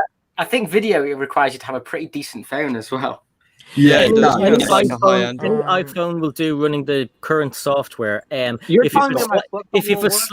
have a slightly older Samsung, forget about it. Yeah. So I'm just looking at performance issues on older Android phones, for example. It's saying recommended on Smiths. It's saying recommended iPhone 10 and above. I have an iPhone 7, and I'm running like a 3-year-old Android phone right now. I mean, this day and age, these kids have better phones than me. Like, my phone cost me $1,000 when I first bought it, and these kids are like, yo, I just got this new thing. My little brother just spent like $600 on the Apple Watch, and I'm just like, are you dumb? Like, what are you doing? But these kids have better technology than. I think that kind of comes down to the argument. Is like if they're saying that, so that video is not going to cost you $17.99 because they go, Mummy, Daddy, I want this. Oh, great! Now I've got to buy £1,000 phone. Brilliant! So it's cost me £1,017 to get this product now. You better hope the kid is bougie. With iPhone. Yeah, it's. You know, it's all part and parcel of this Universal because don't forget they did the Universal. They did the BrickHeads monsters. Monster Frankenstein. Yeah. And it also obviously with the had the Jaws one as well in the thing, which is obviously also Universal. So what do you think of those new BrickHeads that have come out this week with the animals, the goldfish? Yeah, they look really good. I really like the goldfish BrickHeads. I really want to get that and make a custom Nemo version of the. My only problem is they're not really BrickHeads, are they? No, but they're not really. I don't know. They should do a fish finger version or something like that. But yeah, I really want to make a custom version of the goldfish set and make like Nemo and Dory. That'd be really cool to do. I think I've seen people on Instagram tonight. They're already doing those BrickHeads already. They've mocked up their own versions of them. Oh wow! And they look pretty good. They're so unique. They're just so different. And I like Lego's whole approach with what they're doing with the BrickHeads and the animals because in general, BrickHeads is not a line that's doing well. I think it's just coasting by. And by them, like, appealing to, let's say, a person who has a pet, right? Like, a person who loves dogs. Like, I mean, I mentioned this before. Like, Lego should try to sell these in pet stores because let's say a person who has a dog might see it. Oh, that's kind of cute. Pick it up, whatever, you know? But, yeah, I think it's a very cool, creative idea. And they look great, so... Do you guys think that the video packs will be like an impulse buy for many people? Yep, absolutely. They will be an impulse buy anyway, I think. So it's just the price that will verify the market, I think, when it comes out. I think that the packs will be flying off the shelves, the mini figures, $5. Great. The beat boxes, I'm not sure. We'll see. We have to verify. The minifigures in the UK are now £4. Wow. Really? Yeah, in the US it'll be $5. Yeah. That's a lot of money for a figure. You can buy polybags with a figure and a build-in, and that's where I kind of draw the line. I feel they come out with a video magazine every month or something for like a year, and that's it. We get them all that way. Yeah, that's true. As far as those minifigures go, I wonder if they're going to be, not they're not exclusive, but do you think they'll have a limited run? Yeah. No. I think this is like a wide release thing. This is not a limited run product. No, it'll be like the Mario blind bags, the first ones. Yeah. I think it's going to be the same shelf life like we have your typical minifigure collectible series. Correct. Yeah, they'll probably have until October. If Series 2 is coming out in October, then they'll have them until then, probably. Yeah, Series 2 is coming in October, so yep, you're right. Yeah. And what do you think is going to come with its Series 2? Do you think it's going to be exactly the same, the beat boxes and the more collectible minifigures? So I think there's like 7 more beat boxes coming in October. And then there's the, obviously the minifig series, which comes with 12. So, yeah. There's $100 set as well with like 990 pieces. So like it'll be a big stage, something like that. It's probably a stage, yeah. That'd be pretty interesting.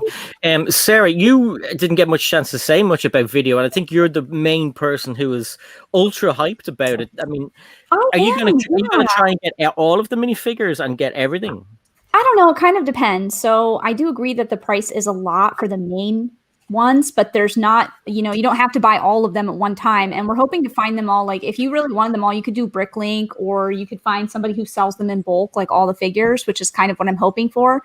But I definitely want at least 1 or 2 of the main $20 ones. And I hope to get all the $5 ones for sure. I think they're really cute and I'm pretty excited to play with it. I was one of the people who played the Hidden Side app, and we've gone to conferences. Yeah, we've gone to conferences before and talked to some of the people who helped develop the software for that. And it's really interesting seeing it from another perspective of people who work on these things and these projects. And I like the Hidden Side game. So I'm excited to try video out as well. The Hidden Side game was awesome. I used to play it all the time as the ghost, all the time. I thought it was great. I played it like once or twice, and I'm like, oh, this is cool, but not my thing. As Chris said, there was like a game you could play yourself as well, and they did update it, and there was like they turned it into a multiplayer as well. So I mean, I don't think Lego actually they made it, and I don't think they followed up properly on updating and drilling it into people's faces. No, I never actually played with the augmented reality bit, because what I would do is always make the set and then I'd kind of take it apart anyway and put it somewhere else. So I never played the actual AR bit, but I would always play the multiplayer on someone else's level. So I just thought it was cool. I liked it. Yeah.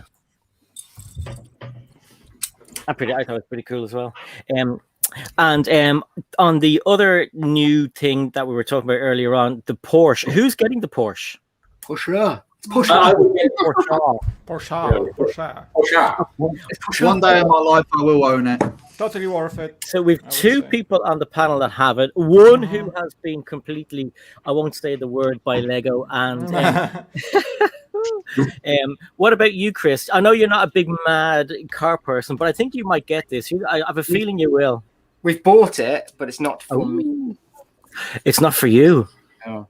Who's it for? It's a present, so I'm not allowed it. But yeah, I think I might keep the gift with purchase for myself, though. Yes. I'm not sure yet. No, you don't want to, Chris. You don't want to. I mean, we have that gift with purchase, and honestly, it's not that cool. I think it's cool, but yeah, I wouldn't pay like a crazy amount of money. It's kind of weird because I had no idea about the rarity of it when I received this. I was like, I do think at least with the art prints, Lego should have done what they did with the Ninjago City Gardens and included the art prints in the instructions with the set. That I think would have been, and then like the wallet and like the little startup pack for a Porsche and a thing, wherever it is, like that should have been the gift for purchase. But the posters, I think, would have been cool to have seen in the actual instructions. I don't get why they do these things and make them so hard. It's the same with the Yoda's lightsaber. Like, it must be such a sting if you're buying Mos Eisley Cantina day one and don't get that lightsaber, because you feel like you're getting less of a product than someone else. I agree. Totally agree. It's weird. Totally. Yeah. Nah, it's just Lego's way, isn't it? They just like that's why I didn't actually buy the Batmobile for so long, because I didn't know the Batmobile was a gift with purchase, and then because I didn't get it day one, I didn't get that Batmobile. So I was always like, I'm never going to get it. I'm not going to get it now. And then I ended up getting it eventually, but Chris is salty. No, I'm kidding. Yeah, you do. You get salty though. You're like, well, I'm not going to because I didn't get this gift of purchase. Well, that's exactly what I said to the woman on the phone. I said to her, like, I can get the Porsche anywhere I want. I mean, I can't because it's not available here in the UK in other stores. But I was like, I can get the Porsche whenever I want. The main driving point was the promo. You're getting something nice, something sweet that no one else can give you. Yeah, and you're just kind of going, well, I can't do that. So I was like, well. Yeah. What are you offering me then? What are you actually offering me to entice me now? And not only me, but the rest of the Lego community to buy that set now. If you Well, yeah, like can't- Sarah and Mike made the good point. You know, like it is now a very rare promo. It's going for crazy price because of the rarity. Like I do see Lego maybe eventually re-releasing the promo due to the backlash No, about they it, won't. but we'll have to wait No. and see.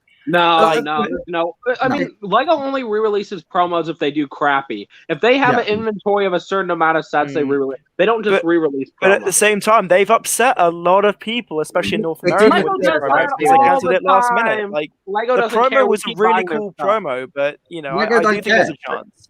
I generally, after speaking to Rogue, honestly, they don't care. They just don't care. They're just swimming in their own money now. They don't care what I or BFAB, whoever. They don't care what we think or what we Why say. would they care? We're gonna buy their crap no matter what, promo or not promo. If we're gonna buy something, we're gonna buy it no matter what. I mean, we're already spending thousands of dollars a year on Lego, you know, and we're paying for a piece of plastic that costs them nothing to make, you know. Yeah. So no matter what, we're gonna do it. So why are they gonna care? You know, like throwing in a promo, they're doing something nice for us. They don't have to do it. But if they don't, like, we're gonna still buy their product, you know. So yeah, I mean, I'm just taking it from a different case because obviously I had the promo, I bought the promo along with the set, and now obviously I'm not getting that, and now they can't even offer that back to me. Despite obviously they have got the promo in there, and I agree with Greg, they probably are just going to ship it off the Porsche, and then some rich ass person's going to get that thing. That's mine.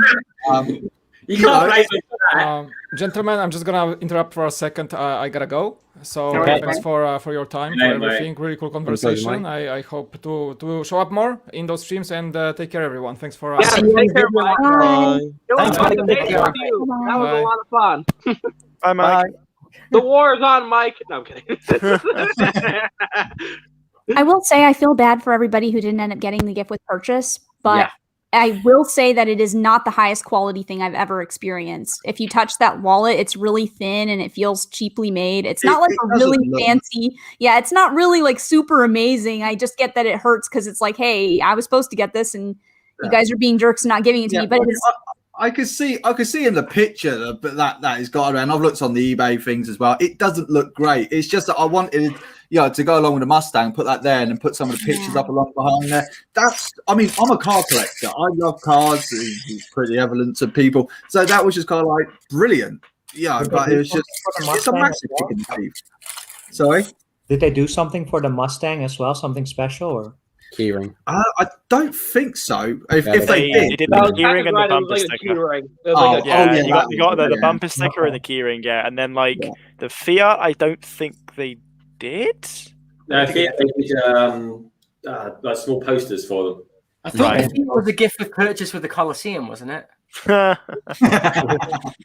hi. Hey. Hi, Chris. Hi, look, Brick Clicker. He's half shark and half man. Isn't he awesome? Hi, Uncle BFAB. Hey, Nolan, how's it going, buddy? Good. Hi, Sarah. Hi, Hi, Mike. Hi, Mike. Hi, Roadrunner. And you missed the other Mike. He's gone back to work. Do you like video? Yeah. You don't know what it is. She don't. No. See? what PJs you got on today? What action figure you got going on? Ninjago. Oh, wow. Oh my. Yeah. It is Gemma's one. Yeah. Those are cool. Hi, buddy. Bye. Bye. See you later. Bye, Nolan. So, Sai, you said no one copies you. Have you also got those Ninjago pajamas? I sure do. I love to see you rocking those, Sai. Yeah, I want to see where you got them from, please. I need some. I think it's dressing gown makes him look like Master Wu. I was just going to say as well with the Porsche promo, it's not the best promo they've done with all these creator car builds they've done. Like, for example, the VW camper van, the Mini, had like special polybag versions of the set. You had the Volkswagen Beetle, you had the box version of the polybag of the set. That was really cool. My favorite one, the Aston Martin, had the really cool license to build. You had the VW London bus micro set as well, the box version. Like, they've done better promos in the past, in my opinion. I think Lego's killing it with promos. Those Book of Monsters, like those are like $30 sets. I just like, I'm gonna drop 100. I think it was like, what was it, 100? And then you got them for free, and then you got a vintage car on top of that. I was just like, I'm taking advantage of that. Got two of each promo. I feel like a baller. It's just like, yeah, like the previous Creator Expert cards, in my opinion, they've had much better promos. The poly bags, the box sets, the license to build thing. Like, there's been better promos. They've got is pretty unique promo for the very demographic of a Porsche enthusiast. You know, it's got the wallet with the Lego Porsche logo on there and some pretty pictures with it. And I can't remember the other crap they put inside that. I think it looks very suitable for the taste of the car. I think it does fit quite nicely for what they've given it. It's just how they handled it is, well, typical. I will just say as well quickly, Lego.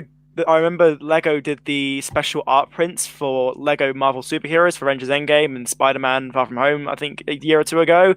They were promos and eventually ended up on the reward center. These Porsche art prints, they could always go on the reward center at the end of the day. Yeah, no, they'll probably you have to print them off and color them yourself, like I've noticed. No, you use points and then they actually send them as a gift for purchase. Like they're actual like the art prints.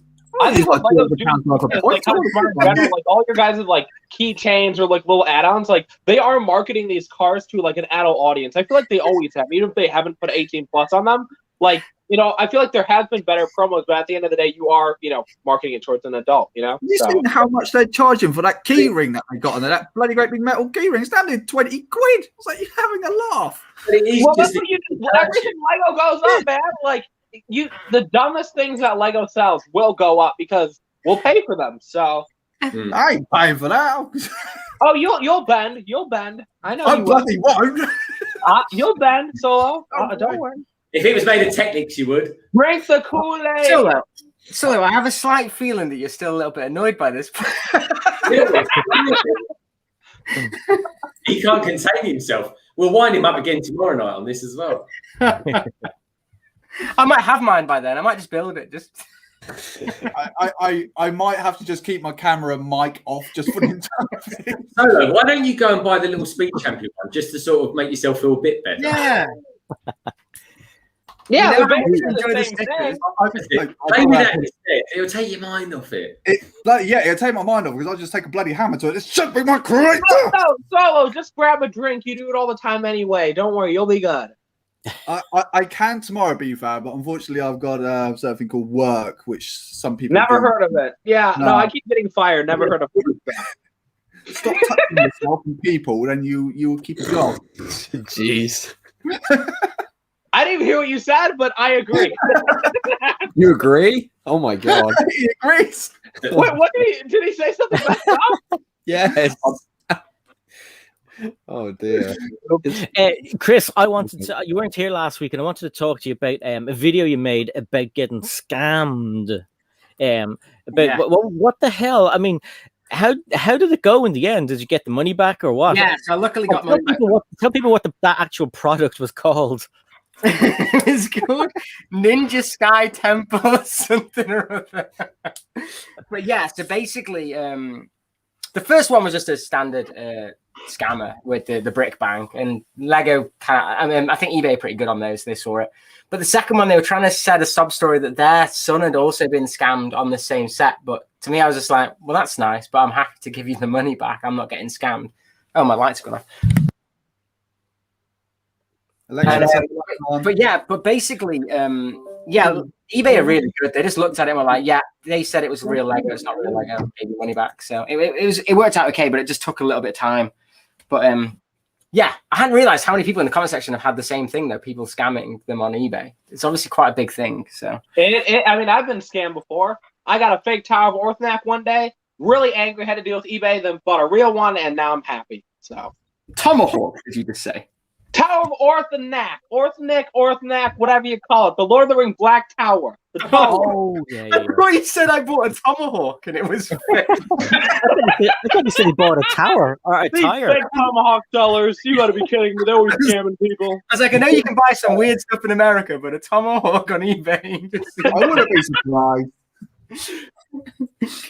Tag, did you get scammed on some 501st battle packs as well? Yeah, because of you mug. This is a classic. Do you know what though? Like, it's one of those things. If I wasn't protected by eBay, I wouldn't have bought it. Yeah. It was only because you're protected by eBay that like you're not really losing out on much. You might have your money out of your account for a few days or whatever. But yeah, I was just like, what? How much did they end up thing, Bricklaker? You paid like £600 for 5 first battle. They were like £16 each, and yeah, I bought like something stupid of them, and but yeah, no, it turned out to be fake, obviously. Did you look at the seller's feedback? Yeah, no, see, that was the thing. It was they were selling like legitimate stuff. Yeah. And the feedback was all good. Like it was quite hard to tell, and I was just like, it probably is a scam, but yeah, you just kind of chance it. If it's a good deal, it's worth taking the risk because you are protected with your money. Like I'd rather. I think the first account for Brick Bank, I think, was a hacked account because it had 100% feedback on it, and it was fine.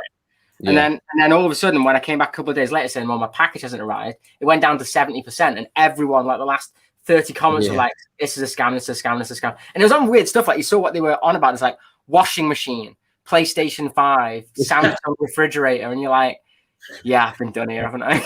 I've been properly done here."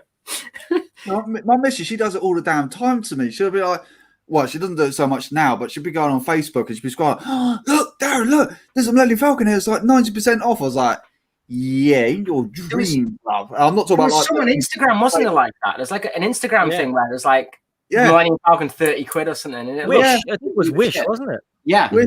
Yeah. Oh, it's ridiculous. Absolutely. Oh, yeah, there was another one. It really was tempting, but I was like, no. It was, I think it was the Venator Cruiser, but in UCS style. I was like, yeah. And then obviously it clicked into wish.com. I was like, hell no. As amazing as that probably would be, but that's obviously come from a Lego Ideas site, and they've just ripped him off and just nicked it and just built it, and it's going to be rubbish. So no, not touching that. Never in a million years. Well, like I got quite a lot of negative feedback on mine because people were saying, "Oh, what's wrong with fake Lego and stuff?" And that wasn't the point of the video, even though that's a whole other conversation. But the point was that I paid for legitimate Lego. Therefore, you don't like buy an iPhone and then it comes and it's a fake one. You go, "Oh well, it's all right. It's cool." I've just paid 1,500 quid for this. It's just not what you do. I didn't get the product in which I asked for. Therefore, I want a refund. That's acceptable. There's nothing wrong with that. So, I'm really tempted, really, because I'm a big World War II fan. Big World War II fan. We're not a fan, but yeah, I like looking into that kind of stuff. I'm not a fan of war at all. But I really like what Kobe's doing like lately on their stuff. Some of those look really, really cool, and I'm really tempted to buy one. That's what Cavage been building, isn't it? He's been building all the stuff. Yeah. I'm really tempted. Jane builds Kobe as well. Yeah, he does. Yeah, I watched one video. I think he'd done the USS Enterprise. That looks phenomenal, and even he said it was really good. It's bloody massive as well. Yeah, that's blocks constructor or constructed blocks. The non-Lego thing I've been really tempted in is the Masters of the Universe stuff. You can get Castle Grayskull, and I'm like, that looks so cool. What do the figures look like in that, Chris? Pardon? What do the figures look like in that one? They look absolutely naff. They just look awful. But it's great. I just remember it so well as a kid. It's like one of my favorite things growing up. If I remember rightly, those minifigures weren't too bad looking, but the minifigures were just kind of like, oh, we better put something in there quickly. Yeah, there we go. The minifigures look awful. They look really awful. They don't even look in scale because they're like bigger than a normal minifigure, so they don't look in scale with the actual set either. But I was still tempted. I'm gonna have to pop off now, so thanks for me on time. No problem, dude. Great to have you on. Do you want to tell everybody what's coming up on your channel soon, if you have anything? I have no clue with the new rules, but I'll work some out. But yeah. So BrickClicker is linked in the description below. If you haven't heard of him, go and check him out and subscribe to his channel. If you have, keep clicking. God, he came up with it, doesn't even remember. Okay, see you later, man. Bye. Bye, BrickClicker. See you later, dude. He doesn't have to. He's just got it pre-recorded. He just has it on at the end. That was the last we ever heard of him. Bundled off. Never to be seen again. Chris, how's the Disney's Bounty Bill going? Yeah, so we're still flying half a ship. Yeah, it's still the same. I haven't really built much since. I was too busy listening to the arguments and laughing. That looks cool. Looks good. Chris, are you thinking of maybe getting the movie one after you built that one? I don't. The reason I got this one over the movie one was more the fact that like this one's smaller for what I'm thinking. Whereas that one is just an awesome display. I think I said this to Tech. We were on about it, weren't we, Tech? Yeah. And I think that one is such a great set, but I don't know where I would put it is the thing. Whereas this one was like, I got it for like £55 or something on John Lewis. So that's why I picked it up. But I do like that. And I've got all the other movie ones now as well. I've got obviously Dock City and Garden. So it is tempting. Yeah, it does very well. Yeah, it's like the movie version is like probably the best display piece for Destiny's Bounty, but the playset versions are better for like mock builds, city builds, for example. You look at it on top of that shelf, it looks incredible. Like it really does look good. But I'm running out of space. I don't know what I'm going to do. I would just like to say it is not the mightiest vessel Lego have ever created. This is the mightiest vessel Lego have ever released. There is absolutely no debate. Just look at that. This is Destiny's Bounty any day. Your girl. Sorry, Miss Brooklyn. Can you stop showing us your what's it called? Your cereal box collection, please. No, this isn't from a cereal box. Rogue, if you have all of that collection you put out in the video today, are they handy to show everybody? Yeah, I could. 1 second, I could showcase them. So yeah, there were 4 original sets from the 1989 Imperials collection. So you've got, as I just showed, Harbor Century was the smallest, retailed for less than $5 US. You have an exclusive minifigure though, which is cool. It's basically just Redbeard's hat without the printing, but it's cool. And also Redbeard's face print without the eye patch. Then the next one is, not this one here, sorry, Saber Island. My one's not in the best condition, but this was the next kind of largest Imperial set. You got 2 of the Imperial soldiers, like this. And then you also have the Imperial officer up there as well. Really cool set. You also get one of the red boats, which is really cool. Like this. Cool printed flag piece on them. You got the large tower, loads of printed pieces, the really cool 16x16 base plate with the island print. Actually, what I'll do is I'll pick this set up 1 second. The flag's going to fall down, but that's fine. But yeah, really cool set. Nice interior space called Palm Tree. I think this retailed for less than 15, I want to say, back in the day. I'm not too sure, but it's roughly off the top of my head. It's now $1 billion. Then the next largest set is my personal favorite, the El Dorado Fortress, one of the best pirate sets ever released, and Imperial sets, I guess. I'll just move these sets over to the side. I love this set so much. The base plate I don't think is exclusive. I think it's the same base plate from the Imperial Trading Post, I think. But this is just a magnificent set. Of course, you get the Imperial Governor up there, who I'll show off. He is also one of my favorite Lego minifigures. Absolutely not, BFAB. Absolutely not. But this is definitely one of my favorite minifigures in my entire collection. Like, I love the metallic gold printing there on the torso. Really cool face print. I love the hat as well with the really cool piece there. You got the glass and the sword, really cool. Again, loads of printed pieces. You got the flag piece up top. So cool.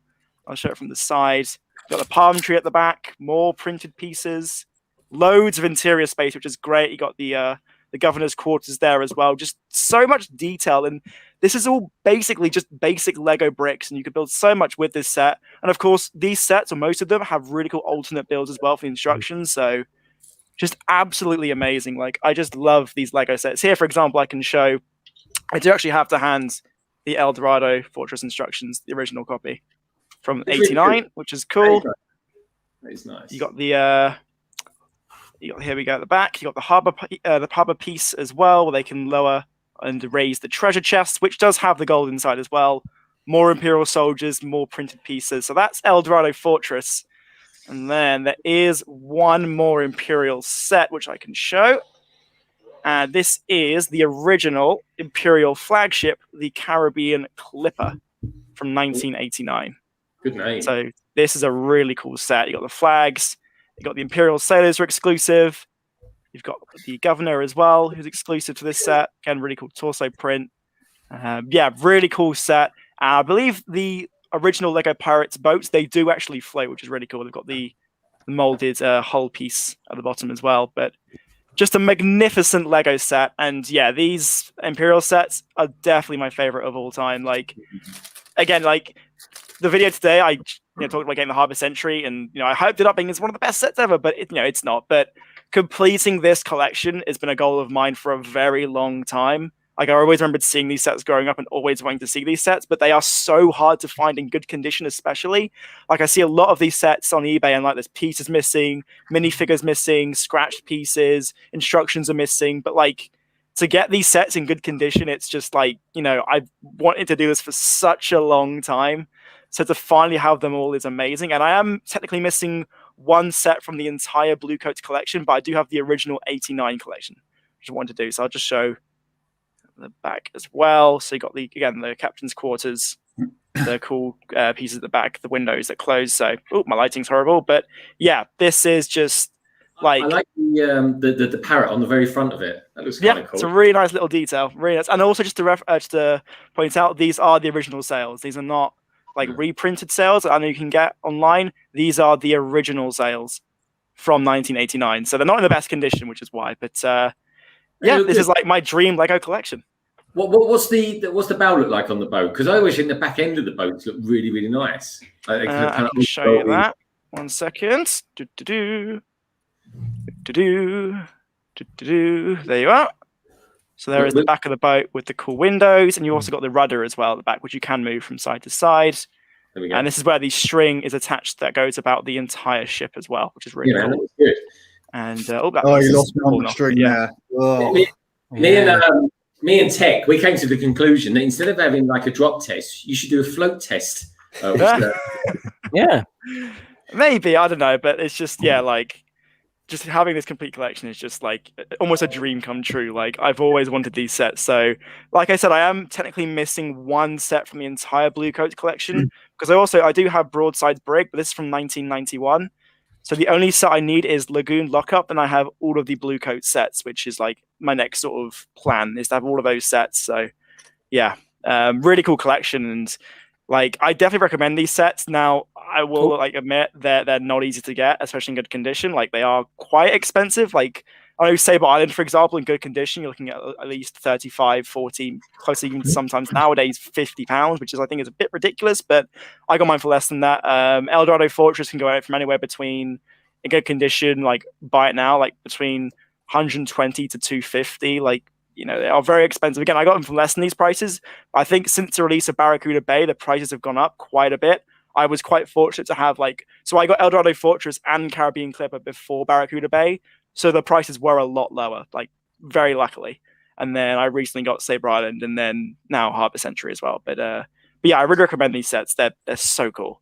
Have you got Barracuda Island, the Pirates of Barracuda Island? I do not have Barracuda Bay. I'm 50-50 on it because I want to get all of the original 1989 sets.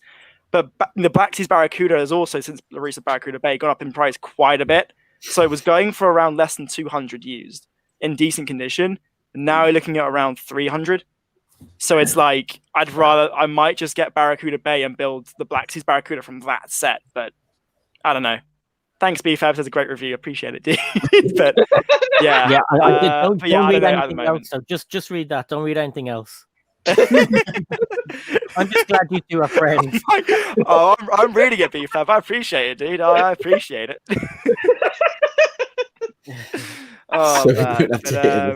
But yeah, like the sets, they are now sadly quite expensive, but they're so cool. They're so cool. So if you get a chance to get one of these sets, I really recommend it. You won't regret it. Like they're great sets.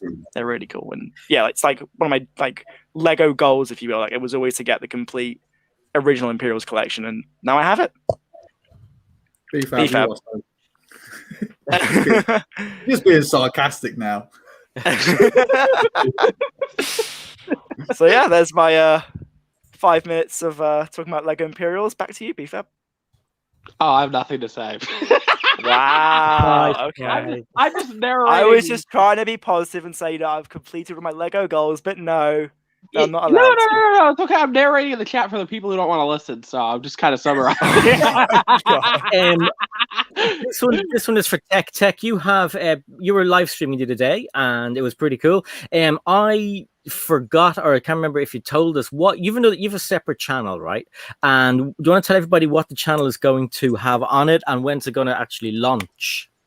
So the channel is actually up at the moment and it's in the description of all my videos. I need to remember to put it in my live stream descriptions.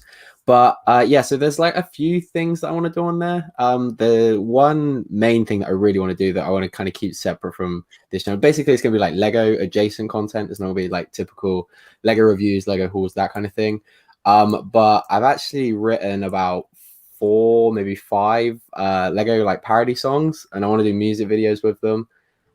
So that's going to be something really cool that I want to start doing. And there's just some other like kind of silly stuff that I want to do on there. I'm hoping to have the first video out beginning of March.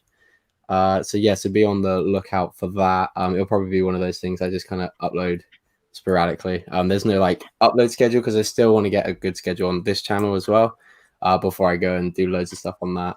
But yeah, no, it's exciting. These music videos might take a bit of time to do, but they're something that I'm really excited about doing. And there'll be times where I like really want to get people involved in the videos and stuff like that. So yeah, I think it could be a lot of fun. Do you ever need a singer?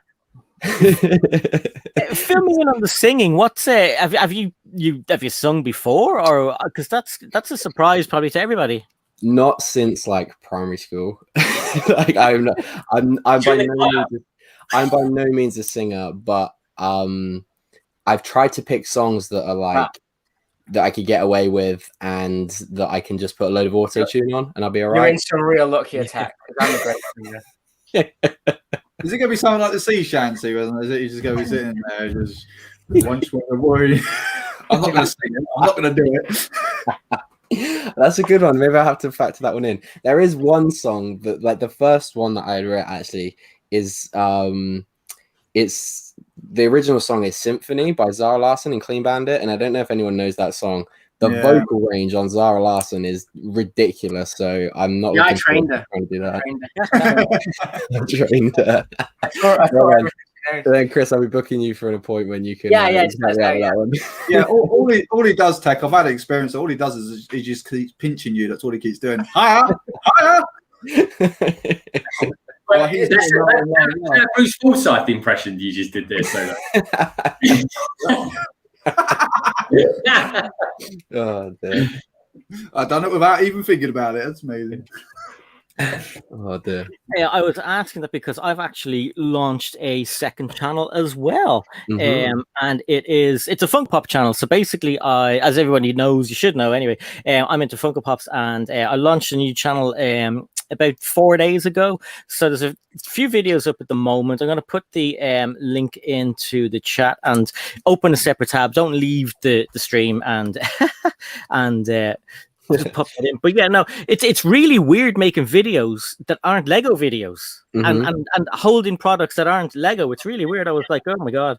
But so it's a separate venture. Did you keep saying how many pieces it came with and stuff like that? It's in a one piece and a wobbly head sometimes. So can I ask you the worst question that everyone always asks Lego YouTubers? What's your favourite Funko Pop? Like for real? Yeah, well, go for real, it. real, not for play. For real. I might as well get it out of the way now. You never have to be asked again. Or do a Funko Pop video and just say, look, for the love of God, everyone, this is my favourite Funko Pop. Yeah, I mean, there's so many. There's some I like that other people hate. Like there's a Conan O'Brien one. I won't go all Funko here, but I won't go all Funko. That's Conan O'Brien, and he is. I'll try and get in the solo layout here. He's orange. Is he Is he been on the sunbed a bit too long? He was tangoed and then was on the sunbeds, but he's like a Comic-Con exclusive. Like he's like quite he's not rare and he's not expensive anymore. He was when he came out, but the thing with Funko Pops is the value goes up and down like a yo-yo. The Black Panther one I have stayed expensive. Like that's worth nearly €50, which is crazy. But that's because the actor died, unfortunately. I don't know why, but you holding that orange figure up there, kind of just reminds me of what BFAB actually looks like in real life. The only thing I do, the actual burning tan that's like gonna give you cancer in like 2 days. I've done the spray tan, and I'm just like, am I orange? Am I orange? Am I orange? Like, I remember the first time I ever got a spray tan, I went to a convention, and for some reason, I thought I was orange this whole time, and I kept telling all my friends I was orange. And then a year later, they're like, yeah, dude, you weren't orange. You just kept telling everyone you were orange, so we just went along with it. After that, I just got scared. I'm just like, no, dude, I'm doing the normal tan in bed. So yeah. Don't get that. Darren, are you gonna? You said you were gonna start up a separate channel as well, another channel. Was that a gaming one, or did you have a different idea? Well, I've got several ideas floating around my head, but I do want to take gaming away from my YouTube channel, my Lego channel, and just have my Lego channel focus on that and gaming focus on that one. So yeah, it is something I'm still working on. I might actually take my cooking channel, rebrand that one up, and because I do have a separate channel already. You can cook. Shut up, BFAB. I didn't know you could cook. I had a channel. Oh, hang on. Is it like rotting banana bread again or whatever? Mine's Angel from Buffy, and it's signed by David Boreanaz. Oh wow, that's class. Did you meet him at a conference or something? No, so somebody that I know that works for Blizzard goes to the conventions every year, and they had this on their desk at Blizzard for a while, and then they found out I was a huge Buffy fan, and they wanted to send it to me in the mail. They were like, oh, well, you'll be happier with it than I will. And I was like, oh my gosh, you didn't have to send that to me. So he's the one who met David Boreanaz and had him sign it at a convention, and then he just gave it to me. So that's amazing. That's so cool. No, I'm sure it's real. And you have a good collection of stuff, Mike, don't you? Well, actually, I don't until Christmas. So my favorite video game is Persona 5. So she bought all 6 of the characters that are part of that game. Yeah, that's pretty cool. Is that all the Persona 5 Funko Pops, except for the really super weird ones? No, just the one of the main characters was fine for me. Did you build that Lego tractor whilst on the stream? Yep. Yeah, I completely overlooked that. That looks really cool, actually. I really like that. If you take the bucket off the front of it, that'd be really nice. That's really nice. Yeah, I really like farm stuff, so it's pretty cool. Like a John Deere, like 750. That's really cool. Right? I know, it's really cool. And it comes with a little basket of vegetables, a couple minifigures, and a little Lego bunny. That's a cool set. I hope it's a little hint that they're going to bring back farm. I think there's a chance. I think they could. I think it'd be a really cool theme to bring back. Like, they're bringing back a lot of the old themes in Lego City. I remember Arctic, for example, the jungle theme. Like, they can always bring back farms. So I think it's possible. It's just a weird, so cool. Sort of like double play. I agree with Adamo as well. Tech versus BFAB boxing match. He's a couple of weight classes above me though, so that's. Have you seen the I would get jacked. I would get jacked just to beat up Tech. And the thing is, I don't lose fights. I am telling you, it would be a great fight. Oh my! For me, I've seen. Sorry, scary about that one. I just saw it now. I just had to say, I was like that. I would like to just watch Tech just bitch slap BFAB. No, I can't. I won't allow it to happen. I just, I feel bad for Tech, already. See, Rogue's pirate ship can't flap its wings. Oh my god. That's a really cool set. And then if you push that on, the engines come out, look. It's cool. I love the sound effects that you're giving there as well, Chris. That's pretty cool. Mm-hmm. That's a really cool set.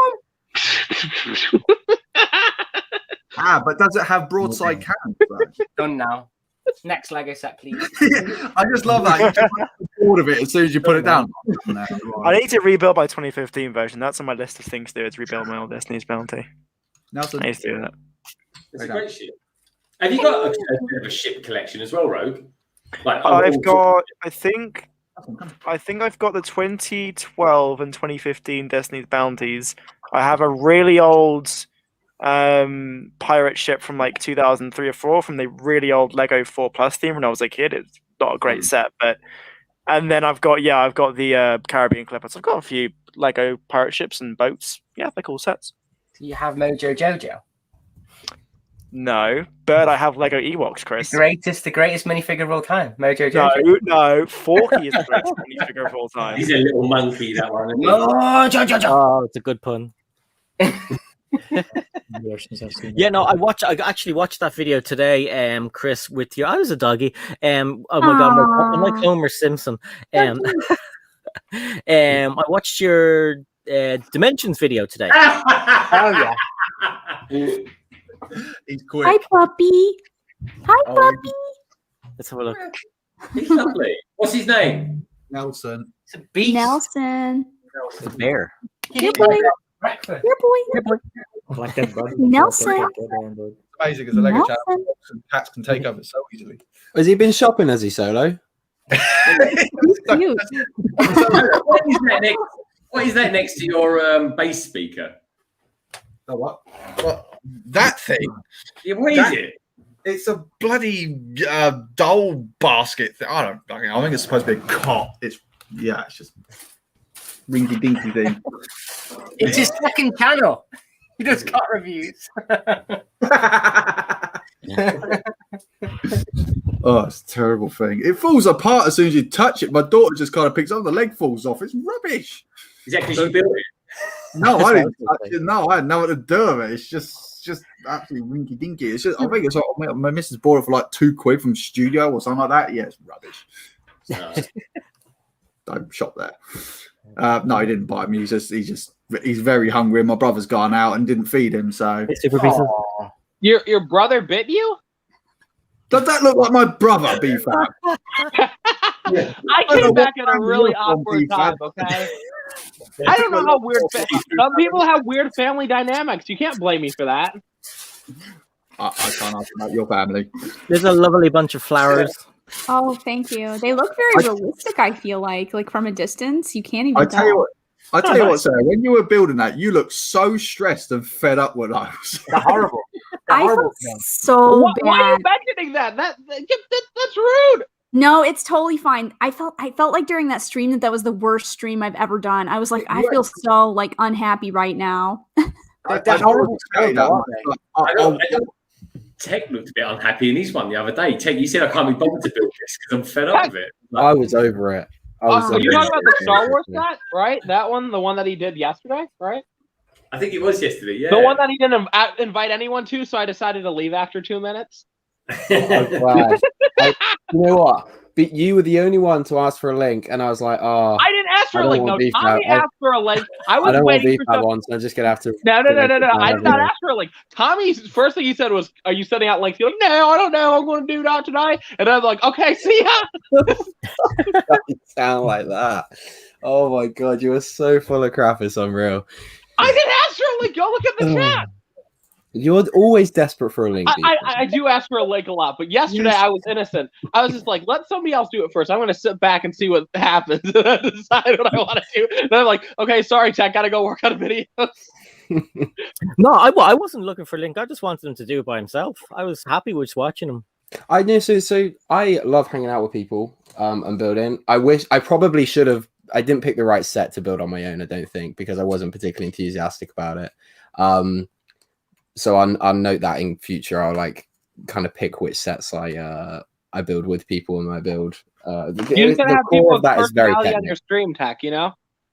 I wouldn't be looking to you for that, because don't you worry about that. But yeah, Technic's builds, I don't think I'll be streaming on my own because I just don't enjoy it. And whereas like had I had streamed the Disney Castle, I was like fangirling the whole time building it. I think that would have been like fairly entertaining to watch. I don't know. I don't know. If you are trying to, especially if you're doing it on your own, if you're not enthusiastic about it, you can read it from a mile off. I know that watching people. So, and I wasn't hiding it well. I wasn't trying to hide it well at all. So I could only see how that was going to come across. So yeah, in future I'll pick sets. Pick sets a bit better. So I'll probably build the other one. Hey, you could do a video set. So you might even finish that one. Oh, yeah, very funny. Oh god, the pressure yesterday, Greg. Oh god, you were stressing. You were proper stressing. I watched some of it back and I had to turn it off. I was like, oh god.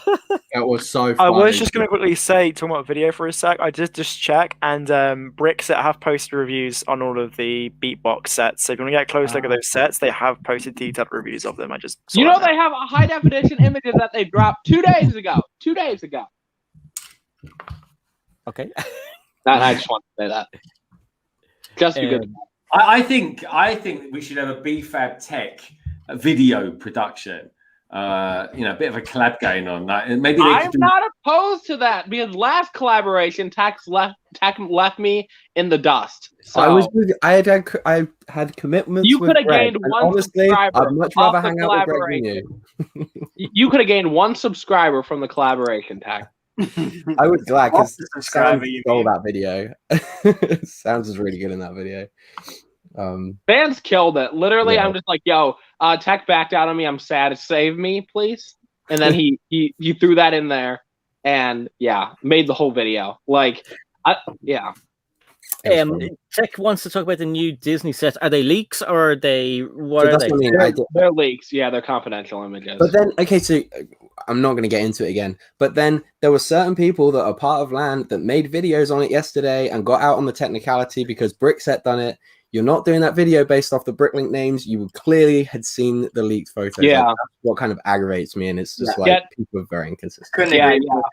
I couldn't agree more. I saw pissed that me off, initially, and you know what? And like, I get a bit defensive because he is my friend, but there's a lot of people that give BrickClicker a lot of crap, and he doesn't warrant it, and he's a really nice guy. And so I do get a bit defensive over him. I hope he's not listening because BrickClicker's my friend too. I've known the kid for like 5 years, but it's like what he's doing is still wrong. I mean, you can hold people accountable. Like, I understand people being upset at him. I understand people shit talking him. Like, I understand all that. Do I think he deserves it? A little bit, but because he knows what he's doing, right? You're breaking the law. If I steal and somebody shit talks me for it, do I deserve it? Yeah, right? Because I mean, that's what he's doing. No, I wasn't. I was talking specifically more so the people that he's a good kid. He's a really good kid. Rinse him about it, and then he'll go into live chats and they're now like sarcastically clapping at him, which I think is just childish, pathetic, and then they're making videos based on the leaks as well. And people are hypocritical in the LEGO community. That's just the gist about, like, you know, people will call out him for doing something and then do basically the same thing. If the bar is that low, then I still hold people like. Just because the bar's low doesn't mean I'm not gonna say something about it. Well, I thought you weren't allowed to do rumors at all. So that was if you're in LAN, you're not allowed to do rumors. Yeah, well, the thing is, like, LEGO's putting that out there. LEGO cannot legally hold you to that. For the images, the catalog images, or the stolen minifigs, they can do that because they are stolen property. They cannot hold you that for names. If LEGO goes after anyone for spreading names, they will lose at the end of the day. They legally cannot do that. No matter what, the names never turn out legit anyway. Like, half the time we're getting leaked names, they're not the exact leaked names. LEGO cannot claim the name that's thrown out there. You're talking about legality. You're talking about legality and frowned upon, though. That's very yeah, I know, but if, like, people might not like that, right? The whole LEGO might not like us sharing rumors, but we are not breaking any laws by sharing the minifigs and the catalogs. They are breaking the law. Does BrickClicker deserve the hate? A little bit, but he's a good guy. Like, you know what I'm saying? Like, I understand why he's getting the hate. I like BrickClicker. He's been my friend for a while, but he knows what he's doing. You can't, like, if I'm stealing and somebody's angry at me for stealing, I deserve it, right? But, like, could I be justified? No, because you know what you're doing is wrong. If you know something's wrong and you continue doing it, you can't defend somebody. Like, I like BrickClicker. BrickClicker's my friend, but I'm not going to go like, yeah, you know what, you're doing something right. You're not. You're doing something illegal, and you can't condone that. All I'm saying is, though, on the same thing, is that I think the people in LAN that are doing it are just as guilty. That's why I'm saying that they are. I think it's worse. I think it is worse. It's both wrong. Worse. And because I don't do either of those things, and I completely agree with you, BFAB. I don't agree with either of them. So I'm not defending BrickClicker. At the same point, I'm not defending anyone else either. I think they're just as in the wrong. That's what I'm saying. I'm not saying that what he's doing is right. And again, he's a really good friend of mine, as people know. But on the same thing, I don't agree that people can do it who are in LAN as well. I just don't think it's fair. I don't think people should bully him over that. If people are bullying him over that, that's messed up. But, like, I understand why. You know, like.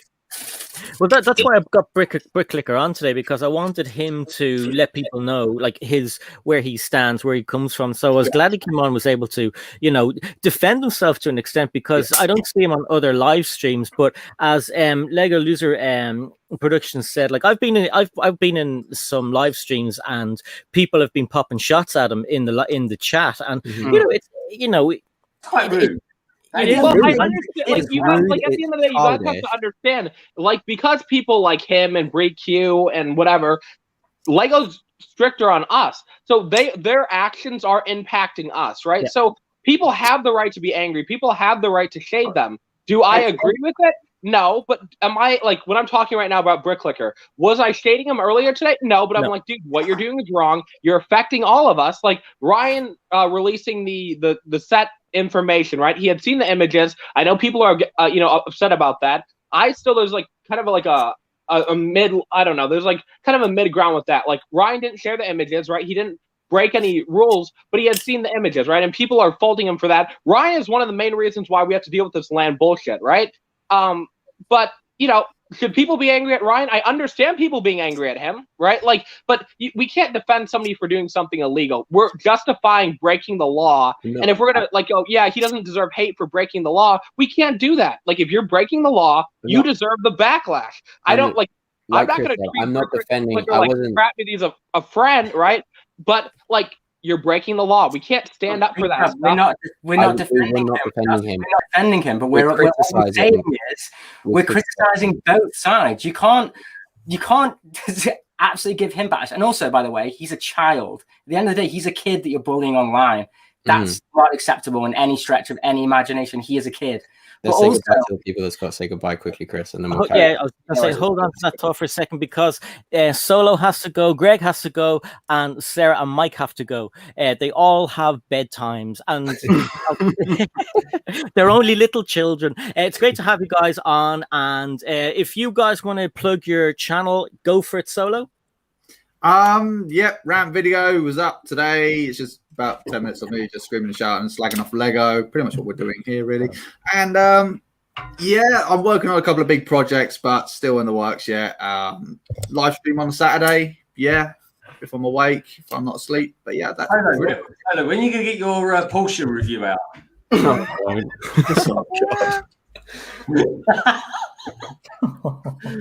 Craig, watch the rant video and you'll find out why I haven't got it. I think we can listen Greg, to the stream. We'll know. Greg, what have you got coming up on your channel, man?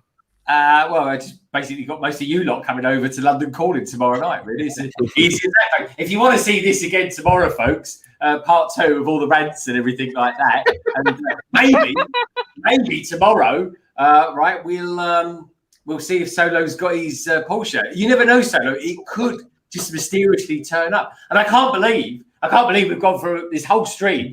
We haven't even mentioned the B word once. That's bizarre, as far as I'm concerned. And that's not BFAB, if anyone wondered.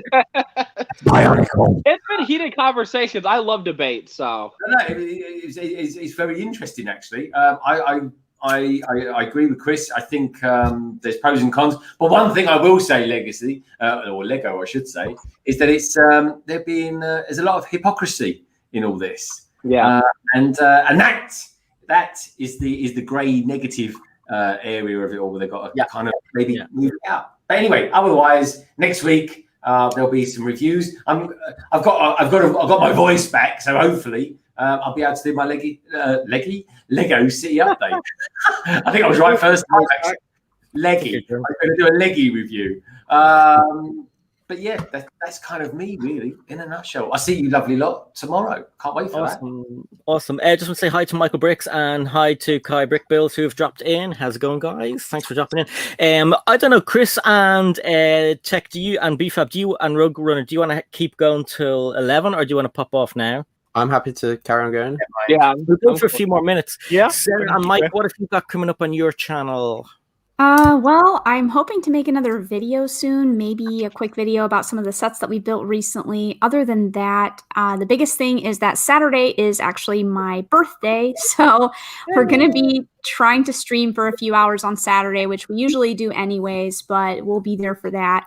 And other than that, I just wanted to say thanks for having me on, and goodbye to all the people in the chat, you lovely people saying goodbye. Thank you so much, and we'll see you guys all again soon. Tomorrow I'm on Bricks.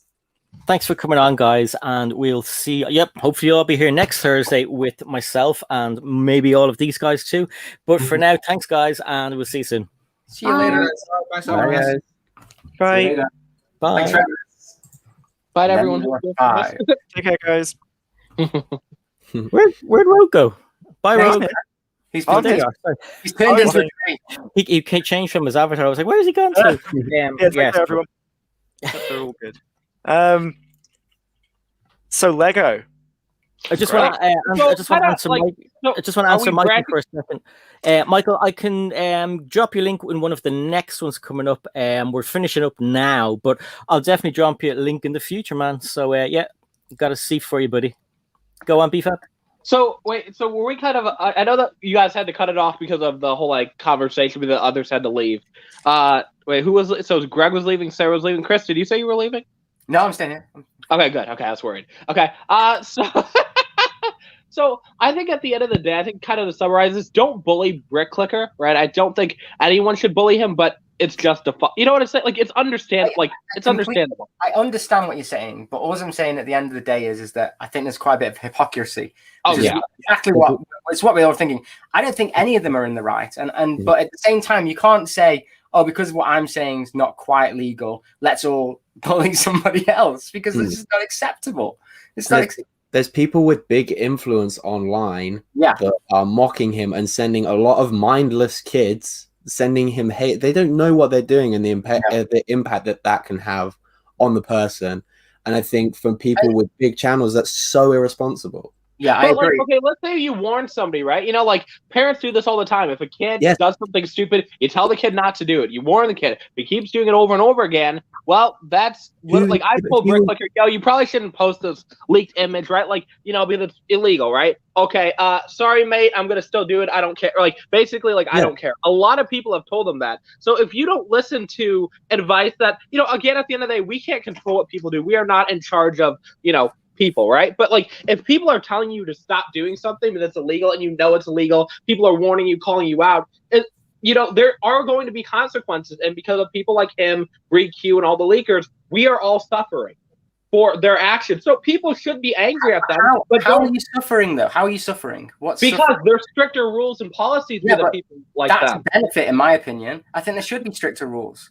Yeah, but the thing is, we should abide by those rules. So I think but now because of like their actions, right? And they knew what they were doing. They knew what they were doing was wrong, right? And they chose to continue doing it. They were warned, but they keep doing it. That is going to affect all of us as a community now, because now everything's going to be very tied up, and it's people like them who are responsible for it.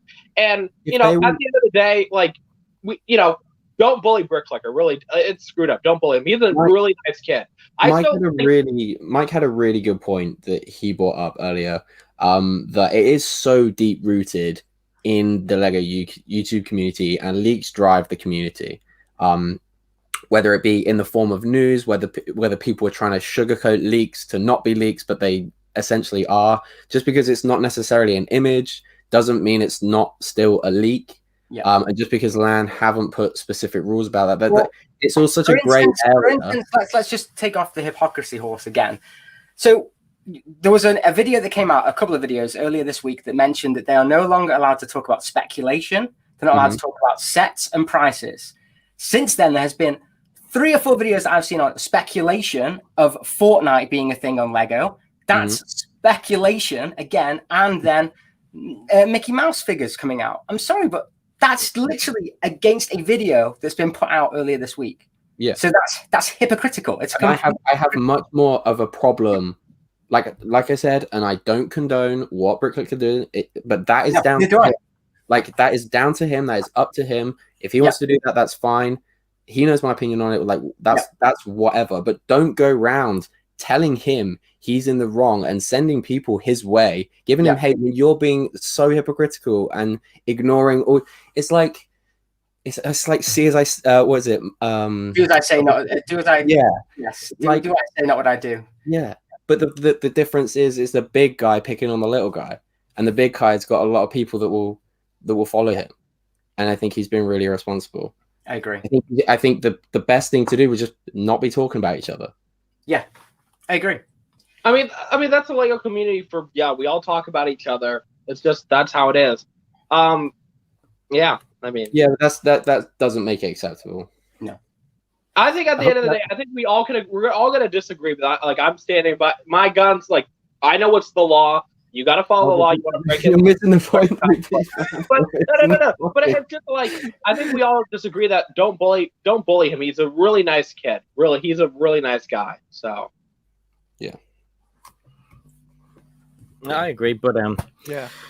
I thought it'd be an interesting topic during the week to bring up. I mean, at the end of the day, he was a 17-year-old kid. Like, I think, right? 17. Like, and adults are bullying him, right? Like, we shouldn't be going after him. Truly, if you're going to go after somebody, target BRICK. He's a grown man, right? Like, no, don't target anybody. Don't target anybody. Don't target anyone over this stuff. Like, just don't bully anyone over this stuff. It's ridiculous now. It's getting ridiculous. Like, you know, you got to understand like how this will affect these guys. Like, all these people bullying them and like, well, I'm a bricklayer. It's ridiculous. Like, just it's ridiculous. I'm a 30-year-old man, and some comments can get to me. And I don't really. Well, I had one the other day that someone said, I'm not going to say the name, but it's effing guy, effing content, unsubbed, and that really affects me. I work really hard on my channel, and I didn't deserve it at all. And that, and I get those comments, and you think I'm a 33-year-old man that could, I've got a you just aged 3 years. You know that. Yeah, well, because that's my real age. But so someone that's half my age, I can imagine that has a toll. It really will have a toll. And that was just one person. Imagine getting done that by hundreds of people. It's just not acceptable. You don't grow out of the shit people say to you. You just don't grow out of it. It doesn't matter how old you are. Like if you're 7 or if you're 77. I remember I posted a review on a Mandalorian episode that I personally didn't like. And a lot of people liked the episode. I personally didn't like it. And I gave my opinion. I said, I liked the episode, but it's one thing I didn't like. I got so much crap for that, and it really had an effect. I wanted to take the video down. I admit I wanted to stop making videos for a while. It really annoyed me, and I still see comments today sometimes, people talking about me stuff, and it's like people just need to realize sometimes how much comments have an effect on people. Like I think Brick did in the video, and I agree with him. He said like you can get 20 positive comments in the video that are great, but it's the one negative comment that will affect you the most. It does, like you need to realize sometimes like these really rude comments, they do have an effect on people, and they're and you shouldn't post them. You want to see a hateful comment section? Just see the one on me talking about road plates. Oh my goodness! It's like I can experience it too. Bionicle community loves me, guys. It's mad. It's mad, and you think, oh my god, I've got an opinion that's different to somebody else. Right? Let's kill this guy. This guy doesn't deserve to live anymore because he likes a different piece of plastic than me. It's hilarious. I think though over time, like people like myself and Bricklayer, we've been doing YouTube long enough. You deal with hate. It's a part of YouTube. Yeah, but and that's fine. But it's just not a good environment to be fueling. Whether the person can take it, I still don't think it's right. And regardless, it says more about the person doing it, and the person that's fueling it than it does the person that's on the receiving end of it. Yeah, I mean, no matter what, Bricklayer or BQ, they stop doing leaks. There's going to be someone that pops in and does the same thing. I think this is never going to end. This is a never-ending situation. Yep. CC is going to be streaming soon, guys. I think it would be very courteous if we wrapped up now, so everyone can go and check out CC. I did not know that. I didn't think we'd only get 2 topics covered. And who thought video would cause such a ruckus? My God! I am very passionate. I can debate anything. Yeah. I like it. I didn't even get to say that I actually liked it. I was just sitting there laughing. No, thanks guys for being on, and thanks for everyone who was on earlier on. We had Mike from the Cool Factor, we had Chris, no we didn't, we had Greg from London Bridge Bricks, Sarah and Mike Starbricks, we had Darren who is solo brick builder, and I think that was it, guys, wasn't it? Bricklicker as well. Oh, Bricklicker, of course, yes, Bricklicker. I'm gonna get Bricklicker on maybe more often because I don't see him around enough on live streams. I don't know if that's by choice or if he's just He's got a lot of opinions on things that aren't just leaks as well. Like his collection, like I've told him so many times, you need to do more videos on your collection because his collection and it's crazy around is stupid. Yeah, like, it's so good. Everyone always talks to me about being the minifigure guy with the minifigures. He's got more CMFs than me and more brickheads. Yeah, it's got a crazy. Crazy. Oh, I got some new CMFs today. I'm going to do a little video on over there, and they're not just CMFs. Let's say they're CMFs. But let's say goodbye to everyone in the chat. I won't remember everyone in the chat, so I will say goodbye to Michael, Kai, Justin, Lego Loser, Lord of the Bricks. I'm so happy you were here today. Lester, who is new around here, Brick Dude, Super Pieces, Bricky Tie, Sir Bricks, AT's Life, Lorraine Fox, and we had bloody hundreds of people in here. Well, hundreds, loads of people. I can't remember everyone's name. A lot of tech productions chatting about Monkey Kid. We'll leave it there, guys. Thanks for watching. We'll be back here next Thursday at the same time, 8:30 GMT. See you all later. And actually, before we go, do you guys have anything you want to say on coming up on your channels? Chris, you go first. I've got a city update coming out tomorrow. That's about it. Nice. I'll be on London Calling tomorrow. Oh yeah, I'm on that with Greg and you guys as well. And then we are filming the second part to our London Tech series, so that should come out on my channel probably like Wednesday, Thursday next week. So just be on the lookout for that, really. And BFAB, anything coming up from yourself? I mean, I currently am kind of in production of like 3 bigger videos. They all kind of have like a little progress here, a little progress there. I just need to decide on which one I kind of want to finish for tomorrow. I didn't post a video today. I've been doing almost daily uploads, but yeah, kind of need to just decide what video I want to finish for tomorrow. BFAB has a new studio. It's really cool. You don't hear that beep anymore. And apparently the heat is helping him lose weight, so it's brilliant. Rogue, what have you got coming up on yours? So just posted a video on the Harbour Centuries Day and my complete Imperials collection, which I tried to sort of reformat my videos and try to make them higher quality, very high and stuff. I think it's a really good quality video, mate. I think you've done some really good editing there. It's only a 3-minute video, but I did put a lot of effort into it, so I really would appreciate some feedback on the video, because I did try to improve it quite a lot. I've been wanting to do it for a long time, but this is a video I was like, okay, I really want to make this a cool video, so I did try and do a good job with it. So I hope everyone enjoys that video. And then at the weekend, I have got a brand new Disney World video being released as well. I won't talk about too much what it is, because it's a bit of a secret thing at the moment, but yeah, it's a brand new Lego Disney World video at the weekend. That's pretty cool. Bricks has just made a cut, but you can bring it over to CC's stream. The link is in the chat, because Tech put it in there a few minutes ago.